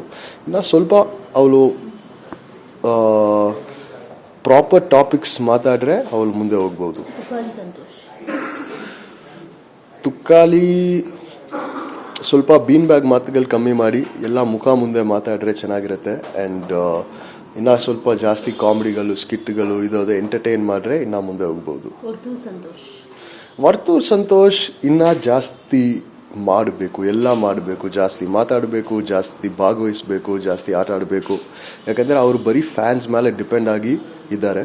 ಅವರು ಆ ಫ್ಯಾನ್ಸ್ನ ಖುಷಿ ಪಡಿಸೋಕ್ಕೆ ಏನೋ ಮಾಡಿದರೆ ಇನ್ನು ಈಸಿಯಾಗಿ ಮುಂದೆ ಹೋಗ್ತಾರೆ. ನಮ್ರತಾ ಇನ್ನೂ ಸ್ವಲ್ಪ ಧೈರ್ಯವಾಗಿ ಎಲ್ಲ ಇದರಲ್ಲಿ ಆಪ್ಷನ್ ತೊಗೊಂಡು ಮಾಡಬೇಕು, ಎಸ್ಪೆಷಲಿ ಟಾಸ್ಕ್ಗಳಲ್ಲಿ. ಯಾಕಂದರೆ ಎಲ್ಲರಿಗೆ ಮಾಡೋ ಟೈಪಲ್ಲೇ ಟಾಸ್ಕ್ ಕೊಡ್ತಾರೆ, ಏನು ಇಂಪಾಸಿಬಲ್ ಟಾಸ್ಕ್ ಎಲ್ಲ ಕೊಡೋದಿಲ್ಲ. ಅವ್ರು ಟ್ರೈ ಮಾಡಿದ್ರೆ ಮಾಡ್ಬೋದು. ಓಕೆ, ಮೈಕಲ್ ಅವರು ಬಿಗ್ ಬಾಸ್ ಮನೆಯಿಂದ ಇಂಥದ್ದು ಕಲ್ತರು ಅಂತ ಅಂದರೆ ಏನು ಅಂತ? ನಮಗೆ ಕಲ್ತಿದ್ದು ಬಂದು, ನಾ ಏನೇ ಸಿಚುವೇಶನಲ್ಲಿ ನನ್ನ ಬಿಟ್ಟರೆ ನಾ ಸ್ವಲ್ಪ ಕಷ್ಟಪಟ್ಟು ಏನು ಮಾಡಬೇಕು ಮಾಡಿದರೆ ಏನು ಸಿಚುವೇಶನಲ್ಲಿ ಇದ್ರೂ ಸರ್ವೈವ್ ಮಾಡ್ಬೋದು. ಹೇಗೆ ಊಟ ಇಲ್ಲದೆ ಇರ್ಬೋದು, ಏನೇ ಜಿಮ್ ಇಲ್ಲದೆ ಹೇಗೆ ಸುಮ್ಮನೆ ಒಂದು 4 ಡಂಬಲ್ ಮಾಡಿ ವರ್ಕೌಟ್ ಮಾಡೋದು ಇರ್ಬೋದು, ಒಂದು ಗೊತ್ತಿಲ್ಲದೆ ಇರೋ ಭಾಷೆನ ಬೇಗ ಕಲ್ತ್ಕೊಂಡು ಎಲ್ಲರ ಜೊತೆ ಮಾತಾಡೋದು ಇರ್ಬೋದು. ಸೊ ಈಸಿಯಾಗೆ ಲರ್ನ್ ಮಾಡ್ಬೋದು ಅಂತ ನನಗೆ ಗೊತ್ತಾಗಿದೆ ಬಿಗ್ ಬಾಸ್ ಹೋಗಿ. ಜೊತೆಗೆ ಯಾವುದಾದ್ರೂ ನೀವು ಕನ್ನಡ ಸಿನಿಮಾಗಳು ಏನಾದರೂ ಮುಂಚೆ ನೋಡ್ತಾ ಇದ್ದೀರಾ ಮೈಕಲ್ ಅವರೇ? ಆ ಒಂದು ಕನ್ನಡ ಮೇಷ್ಟ್ರು ಆಗಿರ್ತೀರಲ್ಲ, ಆ ಟಾಸ್ಕಲ್ಲಿ ಒಳ್ಳೊಳ್ಳೆ ಲೈನ್ಗಳನ್ನ ಹೇಳ್ತೀರಾ, ಎಲ್ಲಾದರೂ ಇರು ಎಂತಾದರೂ ಇರು ಎಂದೆಂದಿಗೂ. ನೀವು ಯಾರ ಹತ್ರ ಆದರೂ ಹೇಳಿಸ್ಕೊಂಡು ಮಾಡಿದ್ದ ಅದೆಲ್ಲ, ಅದರ್ವೈಸ್ ನಿಮಗೆ ಗೊತ್ತಿತ್ತಾ ಅದೆಲ್ಲ? ಇಲ್ಲ, ನನಗೆ ಆ್ಯಕ್ಚುಲಿ ಗೊತ್ತಿರಲಿಲ್ಲ. ಬಟ್ ಆ ಥರ ಒಂದು ಟಾಸ್ಕ್ ನನಗೆ ಕೊಟ್ಟಿದಾಗ ಅದಕ್ಕೆ ಪ್ರಿಪರೇಷನ್ ಮಾಡಿದೆ. ಎಲ್ಲರ ಹತ್ರ ಹೋಗಿ ಕೇಳಿದೆ, ಈ ಥರ ನನಗೆ ಸ್ವಲ್ಪ ಒಳ್ಳೆ ಲೈನ್ಸ್ ಎಲ್ಲ ಹೇಳಿಕೊಡಿ. ಯಾಕೆಂದರೆ ನಮಗೆ ಒಂದು ಟಾಸ್ಕ್ ಅಂತ ಬಂದಾಗ ನಾವು ನಮ್ಮ ಬೆಸ್ಟ್ ಮಾಡಬೇಕು. ಸೊ ಅದರಲ್ಲಿ ಎಲ್ಲರ ಹತ್ರ ಕೇಳಿ ಕಲ್ತ್ಕೊಂಡು ಹೋಗಿ ಆ ಲೈನ್ಸ್ ಎಲ್ಲ ಹೇಳಿದೆ. ಯಾಕೆಂದರೆ ಕನ್ನಡ ಮೂವೀಸ್ ಒಂದು 2 ನೋಡಿದ್ದೀನಿ ಇದುವರೆಗೆ. KGF 1, 2 ಮಾತ್ರ ನಾನು ನೋಡಿದ್ದು. ಅದನ್ನ ತುಂಬ ಟೈಮ್ ಹೇಳಿದ್ದೀನಿ ಕೂಡ ಶೋ ಅಲ್ಲಿ. ಆ್ಯಂಡ್ ಅಲ್ಲಿ ಬೆಳಗ್ಗೆ ಅವರು ಎಬ್ಸಾಕೆ ಹಾಕೋ ಹಾಡುಗಳೆಲ್ಲ ಎಲ್ಲ ಲೈಫಲ್ಲಿ ಫಸ್ಟ್ ಟೈಮ್ ಕೇಳ್ತಾ ಇರೋದು. ಆ ಹಾಡುಗಳೆಲ್ಲ ಏನು ಕೇಳಿದ್ದಿಲ್ಲ. ಸೊ ಬಟ್ ಇವಾಗ ಒಂದು ಇಂಟ್ರೆಸ್ಟ್ ಬಂದಿದೆ ಕನ್ನಡ ಮೇಲೆ. ಆ್ಯಂಡ್ ಓದೋಕೆ ಕೂಡ ಕಲ್ತಿದ್ದೀನಿ. ಅದು ಆ್ಯಕ್ಚುಲಿ ತುಂಬ ಈಸಿ ಸ್ಕ್ರಿಪ್ಟು. ಸುಮ್ಮನೆ ಎಲ್ಲರೂ ಆ ಹೆಸರು ಇರೋ ಟ್ಯಾಗ್ ನೋಡಿ ಆ ಲೆಟರ್ಸ್ ನೋಡಿ ನನಗೆ ಗೊತ್ತಾಯಿತು ಏನು ಲೆಟರ್ಸ್ ಏನು ಅಂತ. ತಿರ್ಗಾ ಬಿಗ್ ಬಾಸ್ ಕಳಿಸಿದ ಪತ್ರಗಳನ್ನ ಫ್ರೀ ಟೈಮಲ್ಲಿ ಕುತ್ಕೊಂಡು ಅದನ್ನು ಓದ್ತಾ ಇರ್ತೀನಿ. ಸೊ ಅದರಲ್ಲಿ ನಾನು ಲರ್ನ್ ಮಾಡಿದ್ದೀನಿ. ಸೊ ಇವಾಗ ಎಲ್ಲರಿಗೆ ರೆಕಮೆಂಡ್ ಮಾಡ್ತೀನಿ, ಇಲ್ಲಿ ಕರ್ನಾಟಕದಲ್ಲಿ ಬಂದವರು ಎಲ್ಲರಿಗೆ ಹೇಳ್ತೀನಿ, ತುಂಬ ಈಸಿಯಾಗಿ ಲರ್ನ್ ಮಾಡ್ಬೋದು. ಒಂದು ಸ್ವಲ್ಪ ಇಂಟ್ರೆಸ್ಟ್ ಕೊಟ್ಟು ಲರ್ನ್ ಮಾಡಿರಿ ಅಂತ ಹೇಳ್ತೀನಿ. ಬಿಗ್ ಬಾಸ್ ಎಲ್ಲ ಸ್ಕ್ರಿಪ್ಟೆಡ್ ಶೋ ಅದು ಇದು ಅಂತ ಎಲ್ಲ ಹೇಳ್ತಿರ್ತಾರೆ. ಆದರೆ ಮೈಕಲ್ ಕಣ್ಣೀರು ಹಾಕಿದಾಗ ಇದು ಸ್ಕ್ರಿಪ್ಟೆಡ್ ಅಲ್ಲ ಅಂತ ನಿಜವಾಗ್ಲೂ ಅಂತ ಅನ್ನಿಸ್ತು. ಹೌದು ಆ್ಯಕ್ಚುಲಿ ನನಗೆ ಆ ಥರನೇ ಅನಿಸ್ತು. ಇಷ್ಟು ದಿನ ಇದ್ದಿದ್ಮೇಲೆ ನನಗೆ ಒಂದು ಫ್ಯಾಮಿಲಿ ಬಾಂಡ್ ಬಿಲ್ಡ್ ಆಗುತ್ತೆ ಎಲ್ಲರ ಜೊತೆ. ಸೊ ಆ ಟೈಮಲ್ಲಿ ಕಣ್ಣೀರು ಬಂತು. ಬಟ್ ಸ್ಕ್ರಿಪ್ಟೆಲ್ಲ ಏನೂ ಇಲ್ಲ. ಯಾಕೆಂದರೆ ಡೆಫಿನೆಟ್ಲಿ ಆ್ಯಕ್ಟರ್ ಸತ್ಯಗೆ ಇನ್ನೂ ಆ್ಯಕ್ಟರ್ ಆಗಲಿಲ್ಲ. ಸೊ ಆ್ಯಂಡ್ ಆ್ಯಕ್ಟಿಂಗ್ ಅಷ್ಟು ಚೆನ್ನಾಗಿ ಮಾಡೋಕ್ಕೆ ಬರೋದಿಲ್ಲ. ಸೊ ಏನು ಆ್ಯಕ್ಟಿಂಗ್ ಎಲ್ಲ ಮಾಡಲಿಲ್ಲ, ಏನು ಸ್ಕ್ರಿಪ್ಟ್ ಎಲ್ಲ ಅವ್ರು ಕೊಡೋದಿಲ್ಲ. ನಾವು ಹೇಗಿರ್ತೀವಿ ಅದು ಮಾತ್ರ ಇರ್ತೀವಿ. ಯಾರು ಬಂದು ನಮ್ಮ ಜೊತೆ ಮಾತಾಡೋದು ಇಲ್ಲ, ಯಾರ ಮುಖನೂ ನೋಡೋಕ್ಕಾಗಲ್ಲ. ಸೊ ಎಲ್ಲ ರಿಯಲೇ ಅಲ್ಲಿ ಇರೋದಲ್ಲ. ಗುರುಜಿ ಬಂದಾಗ ಮೈಕಲ್ಗೆ ಏನು ಹೇಳಿದ್ರು ಅಂತ? ಬಿಕಾಸ್ ನಿಮ್ಮದು ಟೆಲಿಕಾಸ್ಟ್ ಆಗಲಿಲ್ಲ ಅಲ್ಲಿ. ಹೌದಾ? ದೊಡ್ಡ ವಿಲನ್ ಏನಾದರೂ ಹಾಕ್ತಾರೆ ಕನ್ನಡ ಸಿನಿಮಾ ಇಂಡಸ್ಟ್ರಿಗಳು, ಆ ರೀತಿ ಏನಾದರೂ ಚಾನ್ಸ್ ಸಿಗುತ್ತೆ ಅಂತ ಏನಾದರೂ ಹೇಳಿದ್ರ? ಬಿಕಾಸ್ ನಿಮ್ಮನ್ನು ನೋಡಿದ್ದಾದ್ಮೇಲೆ ನಿಮ್ಮ ಆ್ಯಟಿಟ್ಯೂಡು ಮತ್ತು ನೀವು ಆ ಟಾಸ್ಕ್ ಆಡೋ ಇದನ್ನೆಲ್ಲ ನೋಡಿದಾಗ, ಪರ್ಫಾರ್ಮೆನ್ಸ್ನೆಲ್ಲ ನೋಡಿದಾಗ ಎಲ್ಲರೂ ಕನ್ನಡಕ್ಕೊಬ್ಬ ಒಳ್ಳೆ ವಿಲನ್ ಸಿಕ್ಕಿದ್ದಾರೆ, ಸೊ ಇವ್ರಿಗೆ ತುಂಬ ಆಫರ್ಸ್ ಬರುತ್ತೆ ವಿಲನ್ ಕ್ಯಾರೆಕ್ಟರ್ಗೆ ಅಂತ ಎಲ್ಲರೂ ಮಾತನಾಡ್ಕೊಳ್ತಿದ್ರು. ಖಂಡಿತ ನನಗೇನೋ ವಿಲನ್ ರೋಲ್ ಮಾಡಬೇಕು ಅಂತಾನೆ ನನಗೆ ಇಷ್ಟ. ಯಾಕೆಂದರೆ ಅದರಲ್ಲೇ ನಾವು ಒಂದು ಕ್ರಿಯೇಟಿವಿಟಿ ತೋರಿಸ್ಬೋದು ಹೇಗೆ ಇರಬೇಕು ಅಂತ. ಸೊ ನನಗೆ ಮಾಡಬೇಕು ಅಂತ ತುಂಬ ಇಷ್ಟ ಇದೆ. ಬಟ್ ಗುರೂಜಿ ನನಗೆ ಏನು ಹೇಳಿದ್ರು ಅಂದರೆ 2024 ಬಂದು ನಿನಗೆ ಗೋಲ್ಡನ್ ಇಯರ್ ಇರುತ್ತೆ, ನಿನಗೆ ನ್ಯಾಷನಲ್ ಲೆವೆಲಲ್ಲಿ ನೇಮ್ ಫೇಮ್ ಬರುತ್ತೆ. ಆ್ಯಂಡ್ ಆ್ಯಕ್ಚುಲಿ ಈ 3 ವರ್ಷ 2024 to 2027 ಒಳ್ಳೆ ಟೈಮು. ನಿನಗೆ ಏನೇ ಪರ್ಸ್ಯೂ ಮಾಡಿದರೆ ಸಕ್ಸಸ್ ಆಗುತ್ತೆ. ಬಟ್ ನೀ ಸ್ವಲ್ಪ ನಿನ್ನ ಲೇಸಿನೆಸ್ ಮಾತ್ರ ಬಿಡಬೇಕು, ಅದು ಬಿಟ್ಟು ನಿಮಗೆ ಎಲ್ಲ ಬರುತ್ತೆ. ಆ್ಯಂಡ್ ನಾನು ನನ್ನ ಅಮ್ಮ ಬಗ್ಗೆ ಕೇಳಿದೆ. ಆ್ಯಂಡ್ ಅವ್ರು ಹೇಳಿದರು, ಎಲ್ಲ ಮಕ್ಕಳಿಗೆ ಅವ್ರ ಅಮ್ಮ ಬಗ್ಗೆ ಚಿಂತೆ ಇದ್ದೇ ಇರುತ್ತೆ, ನೀವು ಚೆನ್ನಾಗಿ ನೋಡ್ಕೊಳ್ತೀರಾ ಅಂತ ಹೇಳಿದರು. ಅಮ್ಮ ಆಚೆ ಬಂದ್ಮೇಲೆ ಏನು ಹೇಳಿದ್ರು? ಬಿಕಾಸ್ ನಿಮ್ಮಮ್ಮ ಎಲ್ಲ ಇಲ್ಲಿ ತುಂಬ ಇಷ್ಟ ಆಗಿದ್ರು ಹೊರಗಡೆ. ಅಂದರೆ ಅವರು ನಿಮಗೆ ಒಂದು ಮಾತು ಹೇಳ್ತಾರೆ, ಮೇಕಪ್ ವಿತ್ ಸಂಗಿ ಅಂತ. ಅದು ಆ ವರ್ಡ್ಸ್ ಎಲ್ಲ ತುಂಬಾ ಇಷ್ಟ ಆಗಿತ್ತು ಎಲ್ರಿಗೂ. ಹೌದು, ನನ್ನಮ್ಮ ಯಾವಾಗಲೂ ಅವರು ಒಂದು ಎನಿಮಿಟಿ ಹೋಲ್ಡ್ ಮಾಡೋ ಟೈಪ್ ಇಲ್ಲ ನನ್ನಮ್ಮ. ಅವ್ರು ನನ್ನ ಪರ್ಸ್ನಾಲಿಟಿಲಿದ್ದು ತುಂಬ ಆಪೋಸಿಟ್. ಅವರು ತುಂಬ ಜನಗಳ ಜೊತೆ ಮಾತಾಡೋಕ್ಕೆ ಇಷ್ಟಪಡ್ತಾರೆ, ಒಂದು ಹ್ಯಾಪಿ ಖುಷಿಯಾಗಿ ಇರ್ತಾರೆ. ಸೊ ಅವ್ರು ಹೇಳಿದ್ದೆಲ್ಲ ನನಗೇನೋ ಇಷ್ಟ ಆಯಿತು. ಸೊ ಆ ಟೈಮಲ್ಲಿ ನಾನು ಸಂಗೀತ ಇನ್ನೂ ಮಾತಾಡೋಕ್ಕೆ ಇನ್ನೂ ಸ್ಟಾರ್ಟ್ ಮಾಡಿದ್ದೀವಿ. ಆ್ಯಂಡ್ ಇವಾಗ ಹೊರಗಡೆ ಬಂದಿದ ಮೇಲೆ ಇನ್ನೂ ಫ್ರೆಂಡ್ಸ್ ಹೆಂಗೆ ಇರ್ತೀವಿ ಅಂತ ನನಗನ್ಸುತ್ತೆ. ಮೈಕಲ್ ಅವರು ಒಬ್ಬ ಸ್ಪೋರ್ಟ್ಸ್ ಮ್ಯಾನು ಮತ್ತು ಮಾಡೆಲ್ಲು, ಆಮೇಲೆ ಈಗ ಬಿಗ್ ಬಾಸ್ ಕಂಟೆಸ್ಟೆಂಟ್ ಅನ್ನೋದು ಮಾತ್ರ ಎಲ್ರಿಗೂ ಗೊತ್ತು. ಆದರೆ ಅವರ ಸ್ಟ್ರಗಲ್ ಏನೆಲ್ಲ ಆಯಿತು ಅವರ ಬದುಕಿನಲ್ಲಿ, ಈ ಅಂದರೆ ಜನಗಳಿಗೆ ಅವರು ಗೊತ್ತಾಗೋದಕ್ಕಿಂತ ಮುಂಚೆ ಅನ್ನೋದು ಯಾರಿಗೂ ಗೊತ್ತಿಲ್ಲ. ಸೊ ಅದ್ರ ಬಗ್ಗೆ ಹೇಳ್ಬೋದಾ ಮೈಕಲ್ ಅವರೇ? ಅಂದರೆ ನಿಮ್ಮ ಲೈಫ್ನಲ್ಲಿ ನಡೆದಂಥ ಟ್ವಿಸ್ಟ್ಗಳ ಬಗ್ಗೆ ಏನೆಲ್ಲ ಆಯಿತು, ಡಿಪ್ರೆಷನ್ಗೆ ಹೋಗಿದ್ದು, ಅದನ್ನು ಓವರ್ಕಮ್ ಮಾಡಿದ್ದು? ಸೊ ನನಗೆ national level basketball player and professional basketball ಆಡೋಕ್ಕೆ ಇಷ್ಟ ಕೂಡ ಇತ್ತು. ಒಂದು ಸ್ಪೇನಲ್ಲಿ ಹೋಗಿ ಆಡೋಕ್ಕೆ ಒಂದು ಅವಕಾಶ ಸಿಕ್ತು. ಬಟ್ ಅಲ್ಲಿ ಹೋಗೋದಕ್ಕೆ ಒಂದು 4 ದಿನ ಮುಂದೆ ಒಂದು ದೊಡ್ಡ ಆಕ್ಸಿಡೆಂಟ್ ಆಯಿತು. ಒಂದು ಡ್ರಂಕ್ ಡ್ರೈವರ್ ಬಂದು ನನ್ನ ಹೊಡೆದು ನನ್ನ ಆ್ಯಂಕಲ್ ಬ್ರೇಕ್ ಆಯಿತು, ಒಂದು 3 ಟೆಂಡನ್ಸ್ ಕಟ್ ಆಯಿತು. ಅದು ತುಂಬ ಪ್ರಾಬ್ಲಮ್ ಆಯಿತು. ಸೊ ಆವಾಗ ಗೊತ್ತಾಯಿತು, ಇನ್ನು ಪ್ರೊಫೆಷ್ನಲ್ ಲೆವೆಲಲ್ಲಿ ಆಡೋಕ್ಕೆ ಆಗಲ್ಲ. ಕಾಲ್ ರೆಡಿ ಆಗುತ್ತೆ, ಬಟ್ ಪ್ರೊಫೆಷ್ನಲೆಲ್ಲ ಆಡೋಕ್ಕೆ ಆಗಲ್ಲ ಅಂತ ಗೊತ್ತಾಯಿತು. ಆ್ಯಂಡ್ ಆವಾಗ ಒಂದೇ ಗೋಲ್ನ 6 ವರ್ಷ ಬೆಳಗ್ಗೆ ಸಾಯಂಕಾಲ 3 ಗಂಟೆ ಪ್ರಾಕ್ಟೀಸ್ ಮಾಡಿ ಒಂದು ಸ್ಟೇಜ್ಗೆ ಬಂದಿದ ಮೇಲೆ ಇನ್ನೂ ನಿನಗೆ ಅದು ಮಾಡೋಕ್ಕೆ ಆಗಲ್ಲ ಅಂತ ಹೇಳುವಾಗ ನಾ ಡಿಪ್ರೆಷನಲ್ಲಿ ಹೋದೆ ಕೂಡ. ಆ್ಯಂಡ್ ಆವಾಗ ಫುಲ್ ವೆಯ್ಟ್ ಗೇನ್ ಎಲ್ಲ ಆಯಿತು. ಬಟ್ ಆವಾಗ ನಾನು ಆ್ಯಕ್ಚುಲಿ ವರ್ಕೌಟ್ ಮಾಡೋಕ್ಕೆ ಸ್ಟಾರ್ಟ್ ಮಾಡಿದೆ. ರಿಕವರಿ ಮಾಡಿದಾಗ ಫಿಸಿಯೋಥೆರಪಿ ಜೊತೆ ನಾವು ವರ್ಕೌಟ್ ಮಾಡೋಕ್ಕೆ ಸ್ಟಾರ್ಟ್ ಮಾಡಿದೆ. ಆ್ಯಂಡ್ ಆವಾಗ ನನಗೆ ಮೆಂಟಲ್ ಹೆಲ್ತ್ ಬಗ್ಗೆ ಎಲ್ಲ ನಾವು ಓದೋಕ್ಕೆ ಸ್ಟಾರ್ಟ್ ಮಾಡಿದೆ. ಡಿಪ್ರೆಷನಲ್ಲಿ ಹೋದಾಗ ಅದರಲ್ಲಿದ್ದು ಹೊರಗಡೆನೂ ಬರ್ಬೋದು ಅಂತ ಗೊತ್ತಾಯಿತು. ಆ್ಯಂಡ್ ಅದು ಫಿಸಿಕಲ್ ಹೆಲ್ತ್ ಚೆನ್ನಾಗೆ ನಾವು ನೋಡಿದ್ರೆ ನಮ್ಮ ಮೆಂಟಲ್ ಹೆಲ್ತು ಇಂಪ್ರೂವ್ ಆಗುತ್ತೆ ಅಂತ ಗೊತ್ತಾಯಿತು. ಸೊ ಅದನ್ನು ಪರ್ಸ್ಯೂ ಮಾಡಿದೆ. ಆ್ಯಂಡ್ ಆವಾಗ ವರ್ಕೌಟ್ ಸ್ಟಾರ್ಟ್ ಮಾಡಿದಾಗ ನನಗೆ ಮಾಡಲಿಂಗಲ್ಲಿ ಆಪರ್ಚುನಿಟೀಸ್ ಬಂತು. ಆ್ಯಂಡ್ ಆ ಮಾಡಲಿಂಗ್ ಮಾಡಿದಾಗ ನನಗೆ ಈ ರೋಡೀಸ್ ಅಂತ ಒಂದು ಶೋ ಇದೆ ಅಂತ ಗೊತ್ತಾಯಿತು. ಸೊ ಅದರಲ್ಲಿ ಆಡಿಷನ್ ಮಾಡಿದಾಗ ನಾನು ಸೆಲೆಕ್ಟ್ ಆಗಿ ಅದನ್ನು ಮಾಡಿದೆ.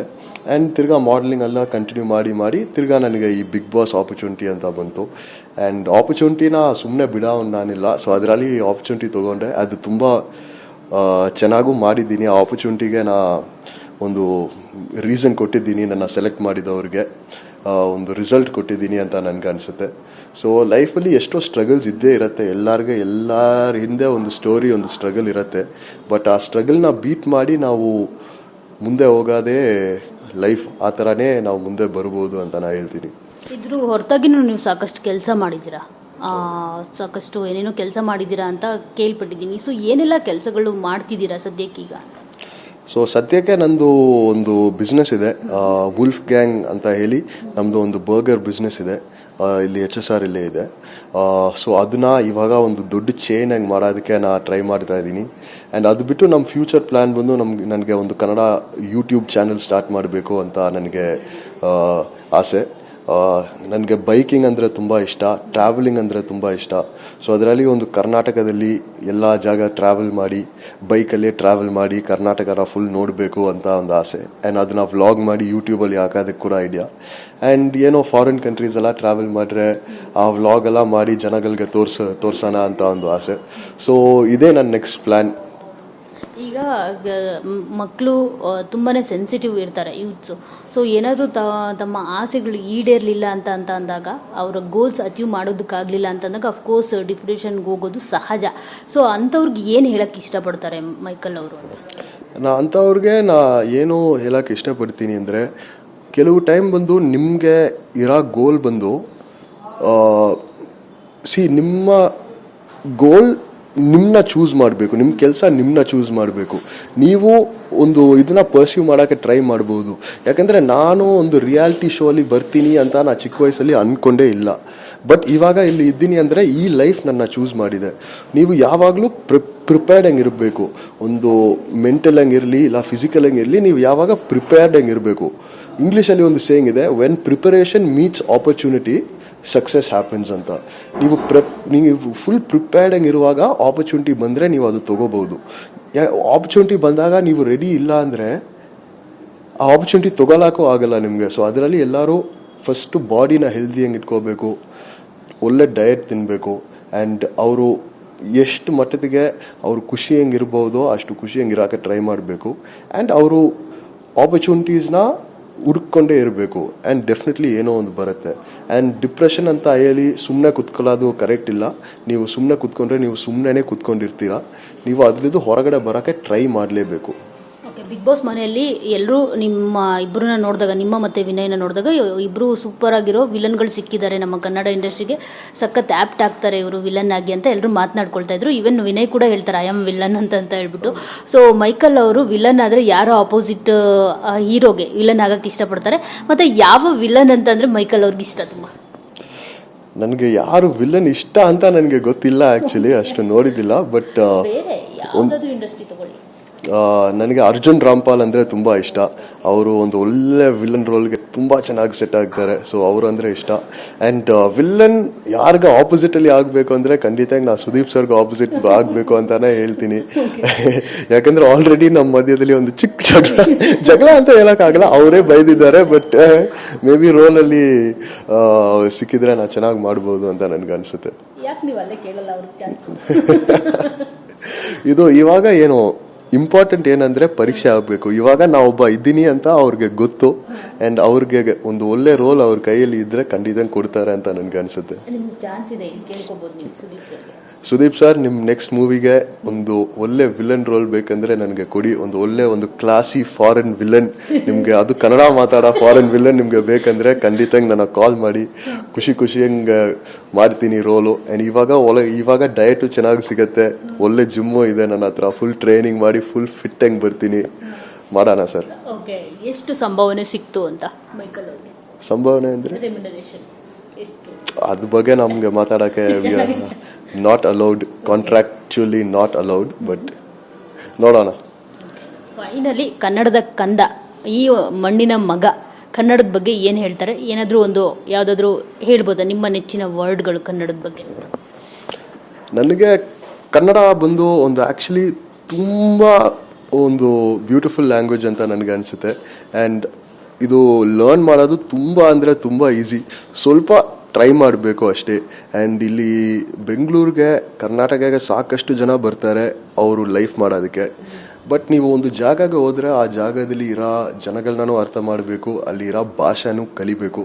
ಯಾಕೆಂದರೆ ಆ್ಯಂಡ್ ಕನ್ನಡ ಜನಗೆ ನಾನು ಏನು ಹೇಳೋಕ್ಕೆ ಆಸೆ ಪಡ್ತೀನಿ ಅಂದರೆ, ನಾನು ಸಾಕಷ್ಟು ಟೈಮ್ ನೋಡಿದ್ದೀನಿ, ಒಂದು ಅಂಗಡಿಗೆ ಹೋದರೆ ಏನೋ ಅವರು ನನ್ನ ಹತ್ರ ಕನ್ನಡದಲ್ಲಿ ಮಾತಾಡಲ್ಲ, ಅವರು ಬೇರೆ ಭಾಷೆಯಲ್ಲಿ ನನ್ನ ಕಂಫರ್ಟಬಲ್ ಮಾಡೋಕ್ಕೆ ಟ್ರೈ ಮಾಡ್ತಾರೆ. ಬಟ್ ಅದು ಮಾಡೋದು ಬಿಟ್ಟು ಅವ್ರು ಕನ್ನಡದಲ್ಲೇ ಮಾತಾಡಿದ್ರೆ ಬೇರೆ ಅವ್ರಿಗೆ ಅರ್ಥ ಆಗುತ್ತೆ, ಇಲ್ಲ ನಾವು ಭಾಷೆ ಕಲಿಬೇಕು ಅಂತ ಅರ್ಥ ಆಗುತ್ತೆ ಬೇರೆ ಜಾಗದಲ್ಲಿ ಬರೋ ಅವ್ರಿಗೆ. ಸೊ ಅವರು ಇನ್ನೂ ಸ್ವಲ್ಪ ಪ್ರೌಡಂಗೆ ಕನ್ನಡ ಬಗ್ಗೆ ಇರಬೇಕು ಅಂತ ನನಗೆ ಅನಿಸುತ್ತೆ. ಎಲ್ಲಾದರೂ ಇರೋ, ಎಂದಾದರೂ ಇರೋ, ಎಂದೆಂದಿಗೂ ನೀನು ಕನ್ನಡವಾಗಿರೋ, ಕನ್ನಡವೇ ಸತ್ಯ, ಕನ್ನಡವೇ ನಿತ್ಯ. Thank you so much. All the best ನಿಮ್ಮ ನೆಕ್ಸ್ಟ್ ಜರ್ನಿಗೆ. ಎಲ್ಲ ಕೂಡ ಒಳ್ಳೇದಾಗಲಿ. ಒಬ್ಬ ಒಳ್ಳೆ ವಿಲನ್ ಆಗಿ ಬಿಗ್ ಸ್ಕ್ರೀನ್ ಮೇಲೆ ಬರಲಿ, ನಾವು ಅದನ್ನು ನೋಡುವಂಥ ಆಗಲಿ ಅಂತ ನಾವು ಕೂಡ ಆಶಿಸ್ತೀವಿ. Thank you so much. So ನೋಡಿದ್ರಲ್ಲ, ಇದಿಷ್ಟು ಕನ್ನಡದ ಕಂದ, ಈ ಮಣ್ಣಿನ ಮಗ ಮೈಕಲ್ ಅವರ ಮಾತು. ಕ್ಯಾಮ್ರಾ ಪರ್ಸನ್ ಶ್ರೀಕಾಂತ್ ಜೊತೆ ಮಂಗಲ ರಾಜಗೋಪಾಲ್, TV9 ಬೆಂಗಳೂರು.